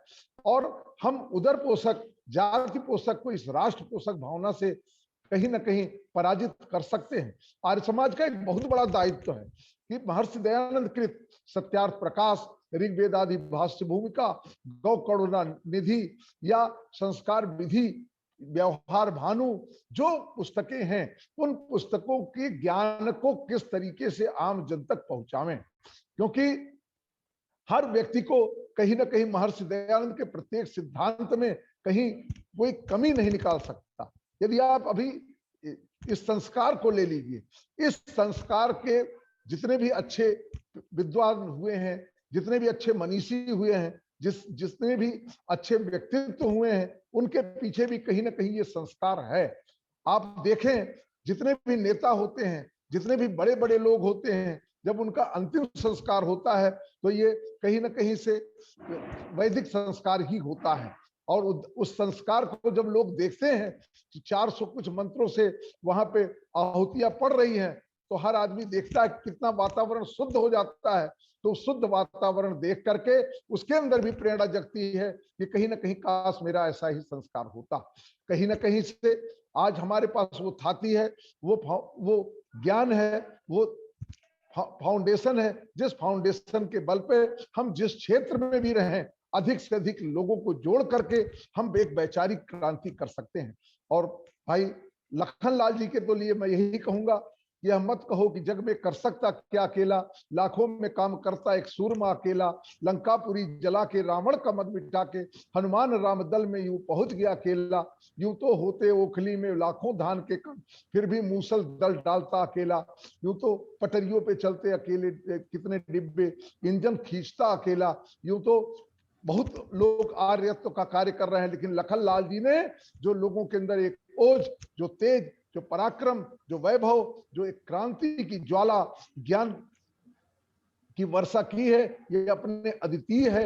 इसके लिए निश्चित रूप से मैं हृदय से आभार प्रकट करता हूं। और जो लोग भी जुड़े हैं मनसा वाचा कर्मणा, क्योंकि आर्य समाज ही वो थाती है, वैदिक धर्म ही थाती है, महर्षि दयानंद का मिथन ही वो थाती है, जिससे हम देश में कहीं ना कहीं पुनर्जागरण कर सकते हैं। और कहीं ना कहीं से हमारे जो फाउंडेशन है, जो हमारा एक एथेंटिसिटी है, जो हमारा ज्ञान है, उस ज्ञान को हम विधर्मियों की भी जो कुचक्र हैं उसको भी पलट सकते हैं। क्योंकि अगर वाकई इन संस्कारों को हम एक सीमित दायरे में रख ले गए तो वही बात है, एक समय उस जो बात अभी पूज्य आचार्य जी ने बोला है कि ये कहीं ना कहीं से यही हो जाएगा कि ऐसा होता था, ये हमको नहीं करना है। आज भी मैं दावे के साथ कह सकता हूं कि जगत गुरु ब्राह्मण, ब्राह्मण गुरु सन्यासी, सन्यासी गुरु आर्य समाज का चपरासी। आज आर्य समाज के पास वो चीज है कि हम आर्य समाज को कहीं ना कहीं उस सिद्धांतों को अधिक से अधिक लोगों तक परोसें, फैलावें, उस ज्ञान की गंगा को बहावें, अधिक से अधिक लोगों को जोड़ें और जितना भी हो सके ऋषि ऋण से उऋण होने का कार्य करें। बहुत बहुत शुभकामनाएं, बहुत बहुत धन्यवाद। और ये थे, हमने जैसा कि पहले भी आपको परिचय दिया था कि हमारे उत्तर प्रदेश के यशस्वी मुख्यमंत्री योगी आदित्यनाथ जी के सहयोगी, सहपाठी और एक ऐसे सहयोगी जिन्होंने राष्ट्र जागरण का जो कार्य किया है। मैं अपने मुंह से नहीं कह रहा हूँ, कई वीडियो आप इंटरनेट पर देख सकते हैं। जब ओम प्रकाश शर्मा बस्ती जी का वो नाम लेते हैं तो हमारी छाती चौड़ी हो जाती है कि वास्तव में हमारे बड़े भाई ने किस तरह से वहाँ काम किया है कि योगी जी को हर मंच से ये कहने को मजबूर कर दिया है कि बस्ती के अंदर, गोरखपुर के अंदर ओम प्रकाश शर्मा जी के साथ मिलकर के वैदिक धर्म की पताका को हमने साथ साथ फहराया। हमारा सौभाग्य आप सारस्वती। और अभी मैं सत्येंद्र शास्त्री जो हमारे अध्यक्ष महोदय हैं उनको भी सुनेंगे, इसके बाद वो तैयार रहे। ओम चपड़ा जी जो दिल्ली के हमारे स्पेशल मेट्रोपॉलिटन मजिस्ट्रेट थे, उनको भी हम 2 मिनट सुनेंगे। हमारे बीच में पहली बार भारत भूषण जी जुड़े हुए हैं, उनको भी हम 2 मिनट का समय देंगे। और हमारे सुरेश जोशी जी भी हैं इस समय जो वैदिक प्रवक्ता हैं, उनका भी हम आज आशीर्वाद लेंगे 2 मिनट के लिए। तो मैं निवेदन करूंगा सत्येंद्र शास्त्री जी से कि वो 5 मिनट में अपना अध्यक्ष उद्बोधन हम सभी के बीच। सत्येंद्र शास्त्री जी जो शासकीय महाविद्यालय ग्वालियर में संस्कृत के प्रवक्ता हैं, और सत्येंद्र शास्त्री जी बहुत बड़ा कार्य आर्य समाज का अपने ग्वालियर क्षेत्र में और जहां जहां मौका मिलता है वहां कर रहे हैं। मैं निवेदन करूंगा अध्यक्ष महोदय से कि अपनी बात रखें। सम्मानित सत्येंद्र शास्त्री ग्वालियर जी। जी ओम ओम जी। ओम जी। सभी जूम ऐप पर जुड़े हमारे ओम जी, मेरी आवाज आ रही भाई जी? जी आ रही, आपकी आवाज आ रही थी, आ रही। आ रही जी, हमारी बात आवाज आ रही है जी? आ रही, आपकी आवाज आ रही शास्त्री जी, आ रही। जूम ऐप पर जुड़े सभी भाई बहनों को, सभी को सुप्रभात, रात्रिकालीन नमस्ते। और अभी वर्तमान में आचार्य डॉक्टर धनंजय जी, आचार्य जी का प्रवचन आप सब लोग सुने। उन्होंने बिल्कुल सरल और अच्छे ढंग से 16 संस्कारों का महत्व अभिव्यक्त किया। उनके लिए हम बहुत अत्यंत आभारी हैं।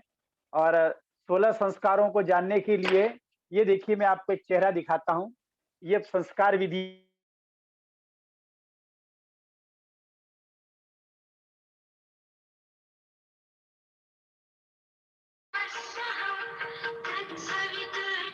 हेलो।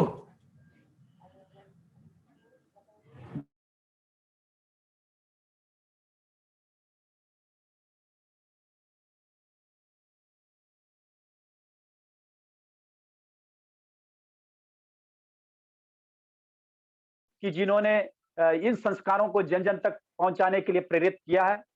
हमारे शतपथ के यास्क आचार्य कहते हैं, निष्कारणो षडंगो वेदो ध्येयो,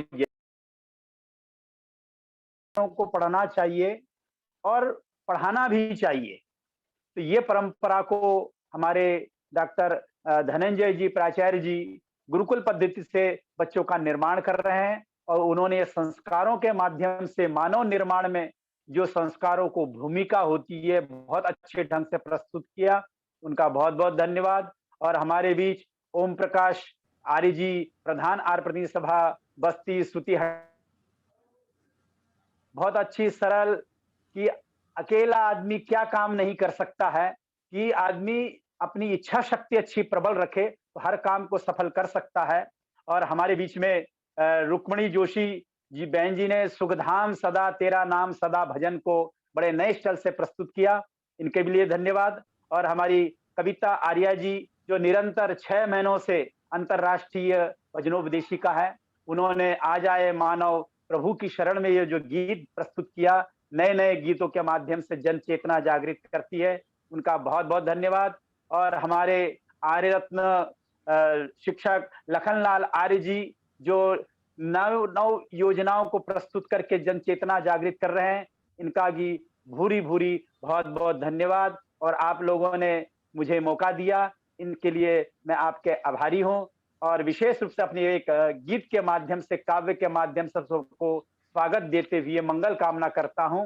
नव नव पुष्पैर नव नव गीतै मंगलमस्तु सतां प्रकुर्म स्वागतमिह भवतां प्रकुर्म स्वागतमिह भवतां मृदुभावानां पुष्पैरम्भै परमसुधीनां शुभगुणरत्नै सुहृदां सुलभै काव्यरसैश्च समादरो भवतां प्रकुर्म स्वागतमिह भवतां नव नव पुष्पैर्नव नव गीतैर्मङ्गलमस्तु सतां स्वागतमिह भवताम। अंत में एक बात कहते हुए कहना चाहूंगा कि नव निर्माण में संस्कार पद्धति का बड़ा महत्व है और यह अपौरुषीय जो ग्रंथ है वेद, इनको जन जन तक अपन पहुंचाएं और मानव निर्माण में संस्कारों को यज्ञ के माध्यम से आप घरों में जरूर कराएं। केवल अगरबत्ती जला करके, केवल फूल पत्ती लगा करके, काम करके, छोटे मोटे कार्यक्रम अपन जो करते हैं उसको छोड़ करके हर काम में, हर संस्कारों में, हर पूजा पद्धति में यज्ञ को आप जरूर स्थान दे और अपने घर में यज्ञ किट मंगाए। हमारे पास यज्ञ किट भी है, उसको मांग करके आप अपने घर में यज्ञों के माध्यम से संस्कारों को ज्योति जलाएं। और आपका सभी का बहुत बहुत धन्यवाद। और यहाँ पर जो ये कार्यक्रम अनूठा जो जुड़े हुए हैं जूम ऐप से, उनका भी, और विशेष रूप से शिवदेव आर्य जी का जो इस कड़ी में सबको जोड़ रखे हैं, उन सबका बहुत बहुत आभार और बहुत का धन्यवाद और साधुवाद देते अपनी बात को ही समापन करता हूं और आगे हमारे लखन आर्य जी को मंच सौंपता हूं कि वो आगे अपनी बात को रखें। जी, मैं निवेदन करूंगा, एक हमारी बहन जी है चंद्रकांता आर्य जी, जो पुरानी कवित्री है और कविता जी ने बताया था वो तैयार रही कविता के लिए। भारत भूषण जी पहली बार जुड़े हुए हैं, उनको भी हम 2 मिनट सुनेंगे। उसके पूर्व स्पेशल मेट्रोपॉलिटन मजिस्ट्रेट दिल्ली सरकार को मैं चाहूंगा कि वो अपना आशीर्वाद दे दें। ओम प्रकाश तपरा जी। जी हाँ, नमस्ते जी आपको। नमस्ते। नमस्ते ओम जी, नमस्ते। माननीय लखनलाल जी, पहली बात तो यह कि अभी आपका बड़ी बड़ी बुरी प्रशंसा की है लोगों ने और इतनी अच्छी कविता भी सुनाई, क्या नहीं कर सकता अकेला। इसके उदाहरण हमारे पास बहुत हैं। आप हरगोविंद खुराना को देखें, हमारे नरेंद्र मोदी जी को देखें, हमारे डॉक्टर अनिल आर्य जी को देखें, चंद्रशेखर शास्त्री को देखें, और सबसे बड़े उदाहरण आज की तारीख में आप स्वयं हैं। तो इससे ये निकलता है, मैं पीछे एक यजुर्वेद का मंत्र पढ़ रहा था, उसके अंदर लिखा कि यदि आप जीवन में प्रगति करना चाहते हो तो अपने अंदर ऊर्जा उत्साह पैदा करो। अगर व्यक्ति में ऊर्जा है, उत्साह है, तो नए जो संकल्प है वो आपका मार्ग प्रशस्त करेंगे और ये खूबी आपके अंदर है। और जहां तक संस्कारों की बात है, माननीय आचार्य धनेन्द्र जी को मैंने कई बार सुना है, वो तो बड़े प्रकांड विद्वान हैं और शब्दों के शब्द शिल्पी हैं, मैं ये कहूंगा। उनको इतनी अच्छी तरह से व्यक्त करते हैं भावों को, विचारों को, मंत्रों को और मंत्रों के गहरे रहस्यों को, तो उनको मैं साधुवाद देता हूँ। अंत में मैं सिर्फ ये बोलूंगा कि यदि हम चाहते हैं सचमुच कि आर्य समाज की प्रगति हो, क्योंकि हम आर्य समाज के माध्यम से समाज की प्रगति करना चाहते हैं, विश्व को आर्य बनाना चाहते हैं और संपूर्ण विश्व को सुधारना चाहते हैं, तो पहले सबसे जरूरी है कि आर्य समाज की तरक्की हो। उसके लिए सिर्फ 2 सूत्र बताऊंगा मैं, अगर आप लोग उसको मानेंगे तो मेरा ये अनुभव है और ये मेरा विश्वास भी है, ये मेरा अनुभूत है कि अवश्य आप सफल होंगे। पहली बात तो ये है कि अधिक से अधिक जो साहित्य है वो सरल भाषा में, हिंदी में, इंग्लिश में, स्थानीय भाषाओं में खूब वितरित किया जाए, बहुत जरूरी है। जैसे गीता प्रेस गोरखपुर वाले करते हैं, या आजकल ईसाई लोग भी करते हैं घरों में घूम घूम के। और दूसरा सुझाव ये है कि छोटे बच्चों को आप अपने साथ आर्य समाज में अवश्य ले जाए सत्संग में, क्योंकि आम शिकायत है कि बच्चे मानते नहीं है। बड़े बच्चे तो पक गए, चाहे वो किसी भी कारण से, चाहे हमारा दोष हो, चाहे किसी का हो, चाहे समाज का दोष हो या परिवार का दोष हो। छोटे बच्चों को जो बच्चे बचपन में सीखते हैं वो सदैव सारी उम्र उनको याद रहता है। मुझे याद है जब मैं 6 साल का था, मुझे एक जगह गायत्री मंत्र की प्रतियोगिता में हिस्सा लिया, तो मुझे एक पेन और 2 कॉपी इनाम में दी गई थी, वो आज तक मुझे याद है। आप देखिए ना, तो इसलिए मेरा आपसे सबसे ये, और सुझाव तो बहुत सारे हैं, जैसे एक बिल्कुल धन्यवाद जी। हाँ, और तो धन्यवाद। आज के लिए 2 सुझाव आपके काफी हैं। बहुत और बहुत इतने महत्वपूर्ण सुझाव आपने दिए कि मैं इन्हीं सुझावों को लेकर के अपने जीवन में आगे बढ़ रहा हूँ। भारत भूषण आर जी पहली बार जुड़े हुए, अपना परिचय दे दें सभी को और 2 शब्द आप भी कहें 2 मिनट में। भारत भूषण आर जी, इसके बाद आचार्य स्वदेश जी जोशी तैयार रहेंगे जी। मैं दिल्ली रोहिणी का निवासी हूँ जी, और आजकल अमेरिका में हूँ। वाह वाह, स्वागत है आपका, स्वागत है, स्वागत है। अभी पिछले दिनों 5 दिन की एक महर्षि दयानंद विश्वविद्यालय ने एक गोष्ठी शुरू की थी जी उसमें भी सभी संस्कारों का वर्णन बृहत रूप से किया गया था जी उसमें मैं जुड़ा था। हालांकि वो रात को मुझे 3:30 बजे सुनना पड़ता था वो जी जी जी यहाँ के हिसाब से जी और अपना जनकपुरी का सत्संग होता है वह भी मैं दैनिक रूप से यहाँ पर रहते हुए सुन रहा हूँ और आज मेरा सौभाग्य है कि मैं आपके इस कार्यक्रम में जुड़ा हूँ और मुझे बहुत अच्छा लग रहा है क्योंकि कभी कभी ये लगता है कि ये जो संकट का काल था 2 साल का, इसमें कहीं ना कहीं हमें ज्यादा अवसर मिला आर्य समाज के प्रचार करने का, क्योंकि सहज रूप से कोई भी व्यक्ति जो इसमें विश्वास करता है, जो इस पर आस्था रखता है, वह इससे सहज भाव से जुड़ सकता है। तो यह एक माध्यम आगे भी बना रहे कि हम आर्य समाज का प्रचार प्रसार और महर्षि दयानंद के वचनों का, महर्षि दयानंद के आशीर्वाद का हम सबको प्रसाद दे सकें, ऐसा मेरा विश्वास है कि हम कर सकेंगे। आपका बहुत बहुत शिवदेव जी, आप तो साक्षात शिव हो गए हैं ऐसा लगता है मुझे। तो शिव और देव जब दोनों जुड़ जाते हैं तो एक ही हो जाते हैं। तो बहुत बहुत धन्यवाद आपका मुझे अवसर देने के लिए। धन्यवाद। ये होते भारत भूषण आर जी। और देखिए परिचय इसी बहाने हो जाता है। आप अमेरिका से जुड़ रहे हैं और अमेरिका से हमारे सुरेश गौतम जी भी जुड़ते हैं और युधिष्ठिर त्रिवेदी अभी जुड़े हुए अमेरिका से, जो बाल रोग विशेषज्ञ और वो पिछले कई महीनों से जुड़ रहे हैं। आचार्य सुरेश जोशी जी का भी हम आशीर्वाद लेंगे। 5 मिनट का समय हम आचार्य सुरेश जोशी जी को देंगे। वो 28 मार्च को 1 घंटे सुनेंगे हम आचार्य सुरेश जोशी जी की। बाराबंकी में अभी आप इनकी जो धर्म पत्नी है रुक्मणी जी, उनको सुन रहे थे। दोनों लोग मिलकर के बहुत बड़ा पुरुषार्थ का कार्य कर रहे हैं। आचार्य सुरेश जोशी जी 5 मिनट में अपना आशीर्वाद दे दीजिए हम सभी को। ओम सादर नमस्ते। नमस्ते जी, नमस्ते जी। सज्जनों, वस्तुतः मैं आज एक श्रोता के रूप में उपस्थित था, परंतु आदरणीय लखन आर्य जी ने मुझे आमंत्रित किया, इसके लिए धन्यवाद है। मैं ज्यादा समय तो नहीं लूंगा। संस्कारों की जो चर्चा चल रही थी मान्यवर आचार्य धनंजय जी के माध्यम से, ऐसे विषयों को और भी आने वाले सभाओं में लाना चाहिए, क्योंकि आर्य समाज के अलावा दुनिया में कोई मंच ऐसा नहीं है जो संस्कारों के बारे में जानता हो, संस्कारों के बारे में बोलता हो और संस्कारों की अभिव्यक्ति कर सकता हो। इसलिए ये विषय बहुत महत्वपूर्ण विषय हैं। इन विषयों को बार बार लाना चाहिए, जिससे जो गैर आर्य समाजी जन हैं उनको भी संस्कार, संस्कृति और सभ्यता के बारे में हमें पता लगे।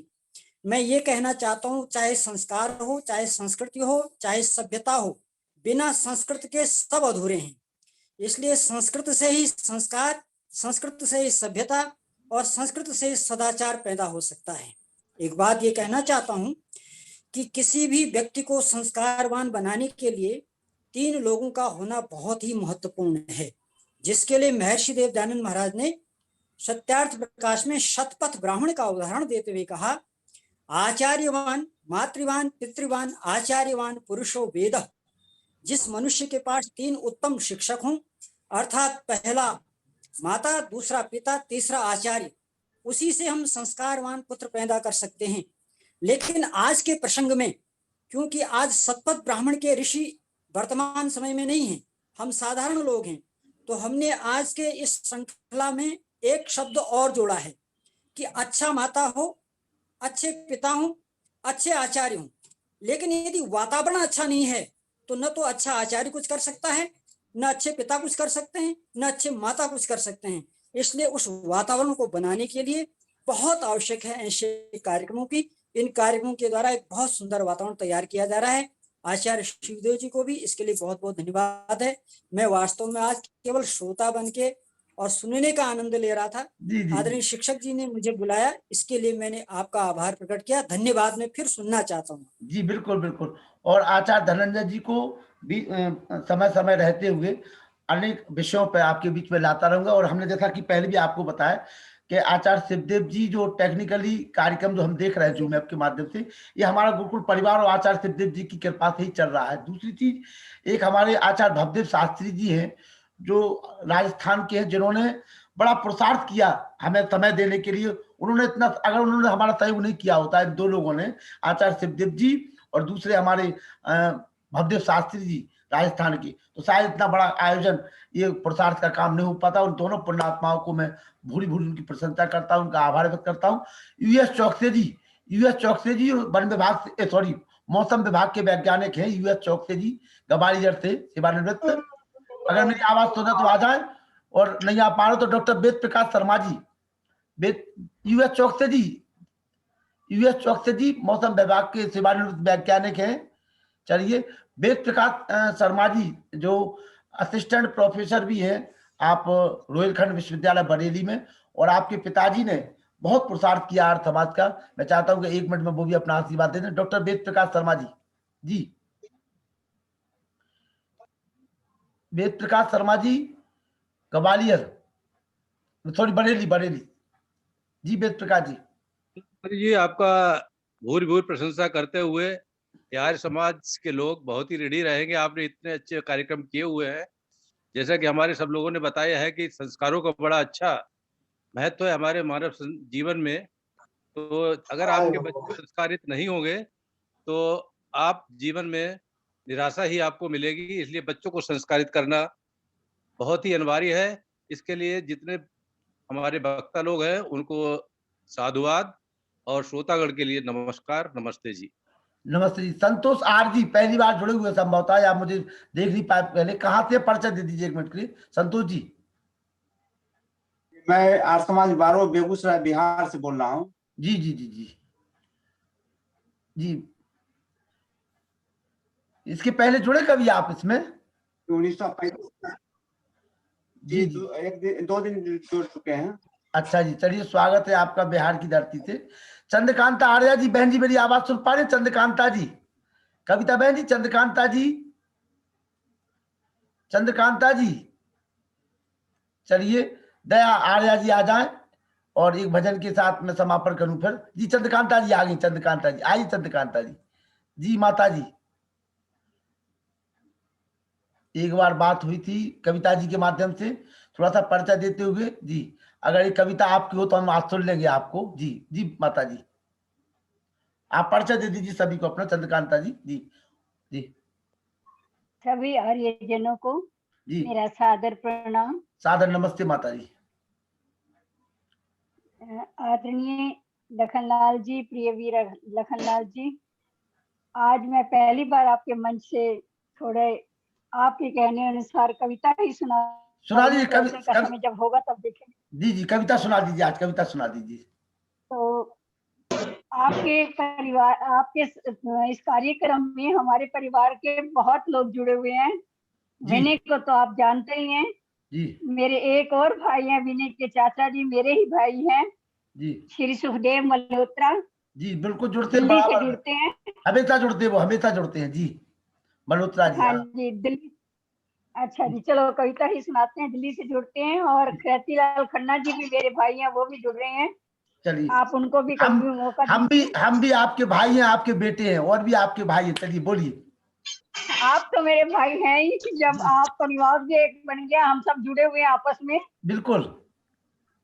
तो ऋषि दयानंद की चर्चा चल रही है, और उन्हीं के लिए ये आज का कार्यक्रम है। तो उन्हीं के विषय में मैंने आज ही कविता लिखी है, वो आपके सम्मुख प्रस्तुत करती हूँ। स्वागत है माता जी, स्वागत है।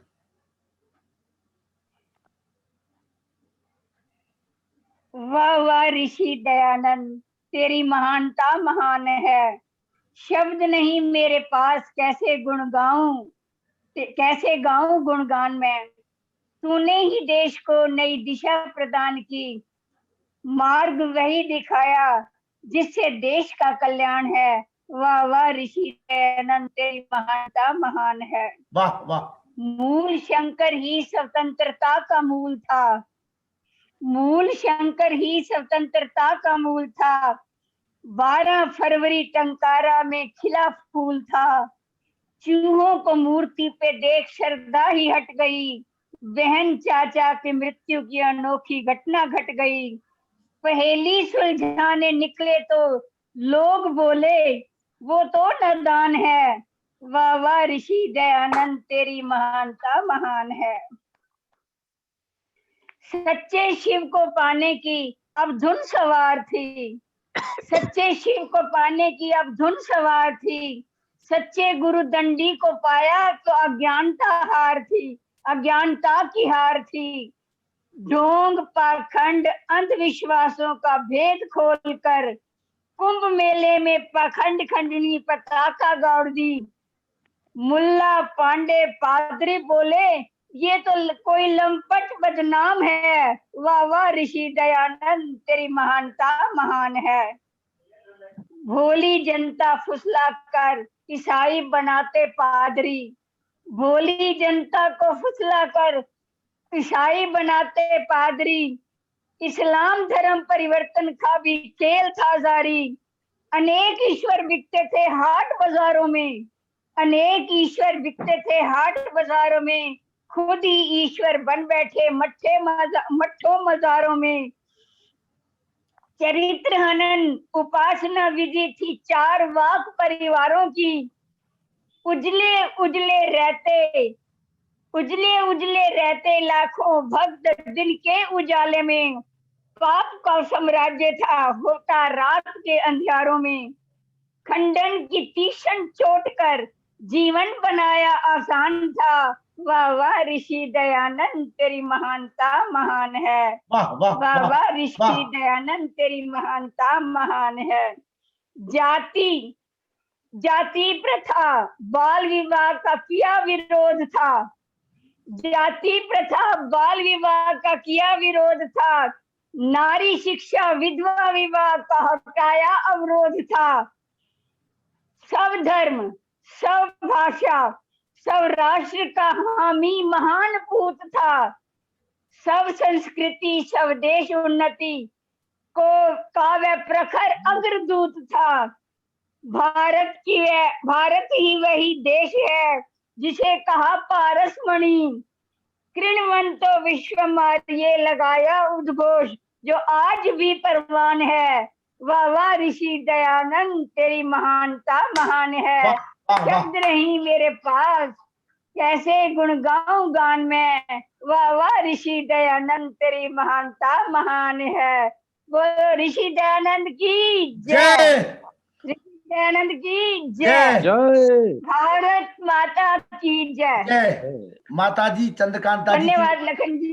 जी माता चंद्रकांता जी मैं आपसे निवेदन करूंगा कि 26 फरवरी को रात्रि में 8:30 बजे कवि सम्मेलन है। उसमें भी आप एक कविता तैयार कर लें। और दया आर्या जी का ये 2 लाइनों का भजन के साथ में मुनि पुरुषोत्तम वानप्रस्थी जी से निवेदन करूंगा कि वो सभी का आभार व्यक्त करें। और अमेरिका से युधिष्ठिर त्रिवेदी जी को हम कल सुनेंगे। जी दया आर्या सभी को नमन। नमन। बाजी हार के जीवन की नहीं जीत सका तृष्णा मन की। तन के इशारों पर नाचा मन के इशारों पर नाचा। सुखालई नस तन मन की नहीं जीत सका तृष्णा मन की। प्रभु भक्ति में मन लग जाए नत्था सिंह जीवन जग जाए। वर्षा होवे आनंद घन की नहीं जीत सका तृष्णा मन की। बाजी हार के जीवन की नहीं जीत सका तृष्णा मन की। धन्यवाद माता दया आर्या जी। और एक मुनि पुरुषोत्तम वानप्रस्थी जी आप अपना माइक खोल लीजिए। तब तक मैं एक महत्वपूर्ण सूचना आप सभी को दे दूं। कल 22 फरवरी से 24 फरवरी के बीच आप मनुस्मृति में धर्म का स्वरूप इसको लेकर के आ रहे हैं आचार्य डॉक्टर अजय आर जी, जो केंद्रीय विद्यालय छत्तीसगढ़ में आप शिक्षक हैं, बहुत अच्छा कार्य कर रहे हैं। मनुस्मृति में धर्म का स्वरूप 26 तारीख को विशेष कार्यक्रम कवि सम्मेलन, महर्षि दयानंद जी की स्मृति जयंती, वीर सावरकर की पुण्यतिथि, चंद्रशेखर आजाद का बलिदान दिवस की पूर्व संध्या पर 28 फरवरी और 1 मार्च को 3 दिनों का कार्यक्रम आध्यात्मिक उन्नति के साधन, ये लेकर के आ रहे हैं आचार्य सानंद आर, दर्शनाचार्य आर समाज, मॉडल टाउन, पानीपत, हरियाणा। 2 से 3 मार्च केनोपनिषद, 2 से 3 मार्च केनोपनिषद, प्रवक्ता रहेंगे प्रोफेसर डॉक्टर अखिलेश शर्मा, जलगांव महाराष्ट्र, जलगांव महाराष्ट्र से। और कोई माइक अपना मत खोलिए। इसके बाद संसार का केंद्र में और संसार में जीने का तरीका 7 और 8 मार्च को आचार्य अंकित प्रभाकर जी। इसके बाद 9 मार्च को समाज निर्माण में महिलाओं का योगदान, बहन पूनम आर्या जी। 10 और 11 मार्च को आचार्य पवित्रा जी, गुरुकुल शासनी हाथरस की प्रधानाचार्य हैं।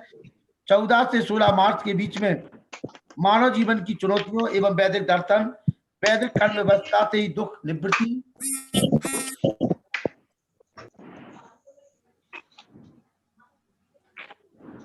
अपने अपने माइक बंद कर लीजिए, थोड़ा सा देख लीजिए जी, थोड़े से माइक देख लिया करें, लोग खुल जाते हैं। और 14 से 16 मार्च के बीच में रहेंगे डॉक्टर विनय विद्यालंकार जी।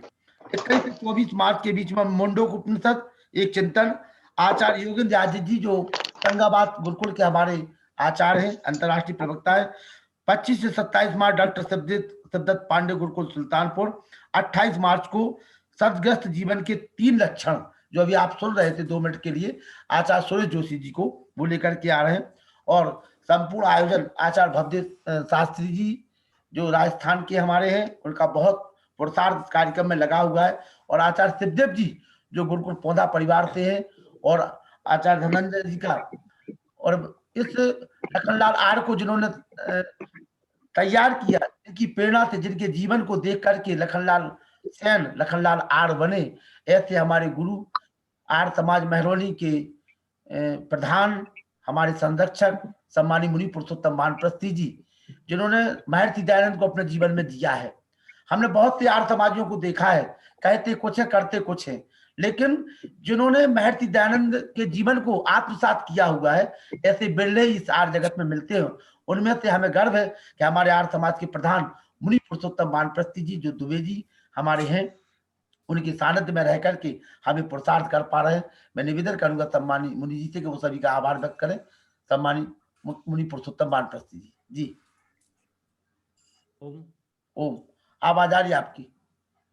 ओम विश्वानि देवी सवितर दुरितानि परासु यद भद्रम तन्न आसु। हमारे सबके हृदय में विराजमान उस परमात्मा के लिए नमस्ते। नमस्ते जी। हमारे आज के सारस्वत अतिथि ओम प्रकाश शर्मा जी आर जी, आज बहुत अच्छा 16 संस्कारों के ऊपर जिन्होंने प्रकाश डाला हुआ है। हमारे गुरुकुल पौधा के डॉक्टर आचार्य धनंजय जी, आचार्य शिवदेव जी, और हमारी अभी माता जी बहुत अच्छा काव्य पाठ कर रही थी, चंद्रकांता जी, चंद्रकांता जी, जी बहन रुक्मणी। मैं नहीं सुन पाया क्योंकि देर में जुड़ पाया हूं मैं। हमारे सम्मानीय डॉक्टर पंडित बाबूलाल द्विवेदी जी, जो हमारे ललितपुर जिले के हैं। तो समस्त आर्यजन विद्वजन जितने भी आज श्रोतागण इसमें भाग लिया हुआ है इस कार्यक्रम में, सभी के लिए सादर नमस्ते। आप लोगों के लिए जो कार्यक्रम इस जूम ऐप के माध्यम से लखनलाल के द्वारा मेहनत करते हुए मिल रहा है, लखनलाल को साधुवाद। और आप लोग तो सभी साधुवाद के पात्र हैं, आप इससे प्राप्त कर रहे हैं और प्राप्त करते रहेंगे। अभी बहुत लंबी भूमिका लखनलाल जी बना देते हैं आपके बीच में, बहुत लंबा 1-1 महीने तक के कार्यक्रम आपको बता देते हैं रोज। आप इसमें जुड़िए और इसका वैदिक धर्म का लाभ उठाइए, ऐसी हमारी भावना। आज जिन संस्कारों की बात हमारे आचार्य जी ने की है, चरक जी कहते हैं संस्कार पहले से विद्वान जो दुर्गुण होते हैं हमारे अंदर उनको दूर करके और सद्गुणों का प्रवेश करा देते हैं। यही महर्षि दयानंद जी ने हमारे बीच में रख दिया था। तो बहुत अच्छा वक्तव्य हमारे आचार्य जी, मैं जानता हूँ पहले से इनको। हम और लखनलाल जी जब गुरुकुल पौना गए थे वहां पर संपर्क हुआ था, और भी 1-2 जगह मिल चुके हैं। तो बहुत अच्छा उद्बोधन रहा उनका।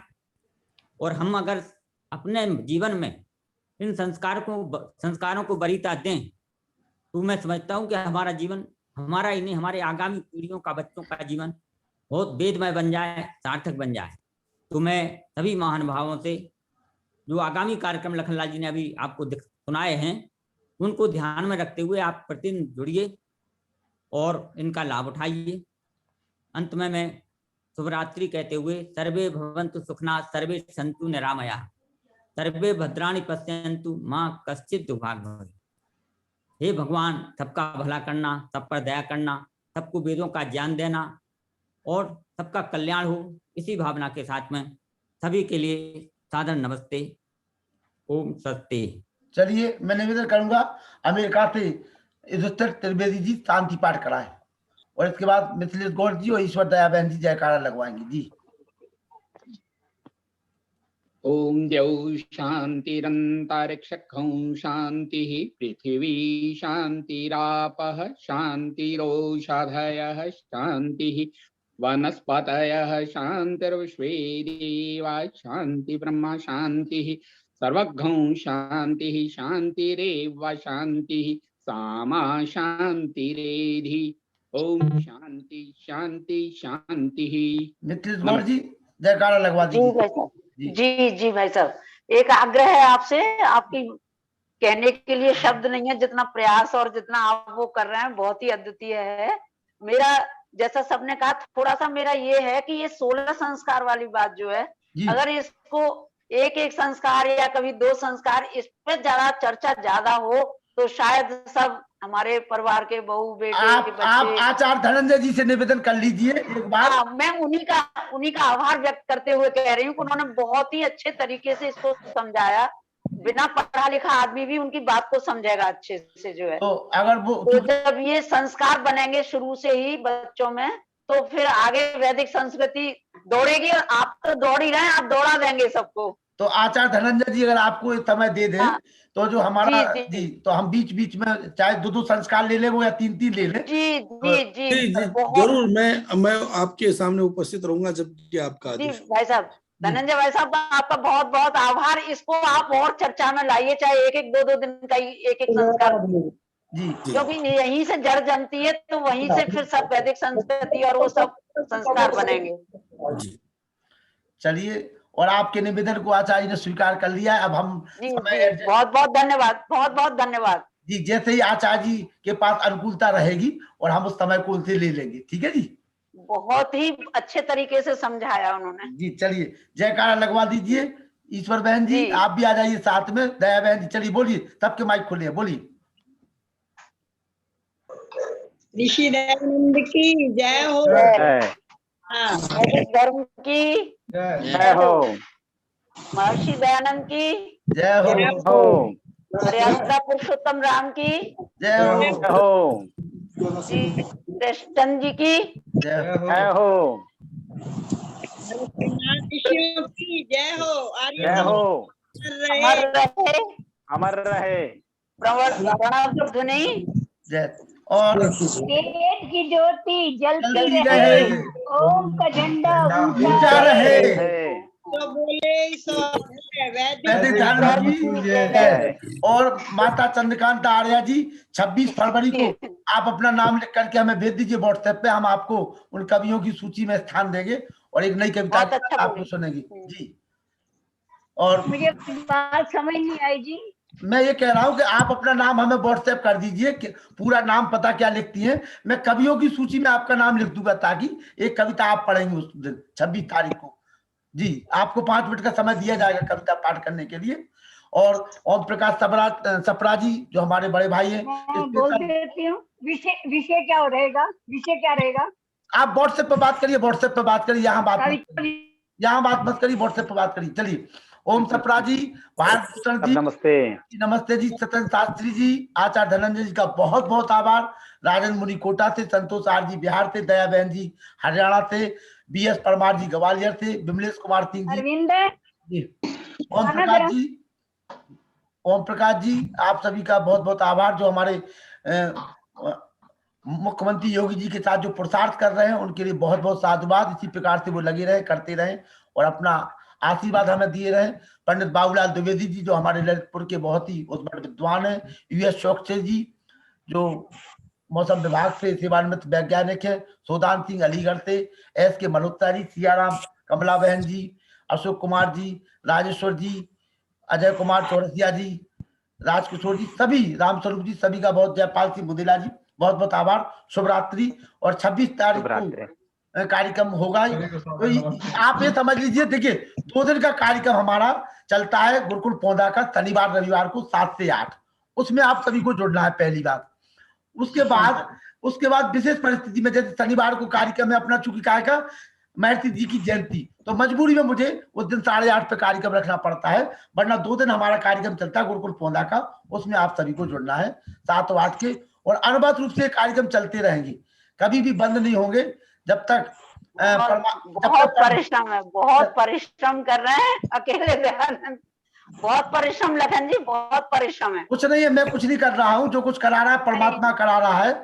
मैं भगवान आपको शक्ति दे, भगवान आपको शक्ति दे। महर्षि दयानंद और परमात्मा की कृपा है जिसको इस कार्य को कर पा रहा हूँ, वरना कर पा रहे हैं। देखिए आचार्य कमलेश अग्निहोत्री जी जो थे, जिन्होंने सर्वस्व अपना पूरी चल अचल संपत्ति बेच करके वेद का प्रचार किया, और उन्होंने 2 लाइनें लिखी थी कि जिन पर कृपा ईश की होती, शुभ दिन जिनके आते हैं, मत पंथों को त्याग मनुष्य वेद धर्म अपनाते हैं। जिनके ऊपर हीरे हीरे चुन चुन के, मोती चुन चुन के ला रहे हैं आप, जो है सब कुछ कहाँ सुनने को मिलता है ये सब कुछ, जितने लोगों से आप सुनवा रहे हैं। चलिए प्रबुद्ध लोगों को ये सब ईश्वर की कृपा है हमारे ऊपर, आपके ऊपर, परमात्मा ईश्वर की कृपा बनाए रखे। शुभ रात्रि। शुभ रात्रि।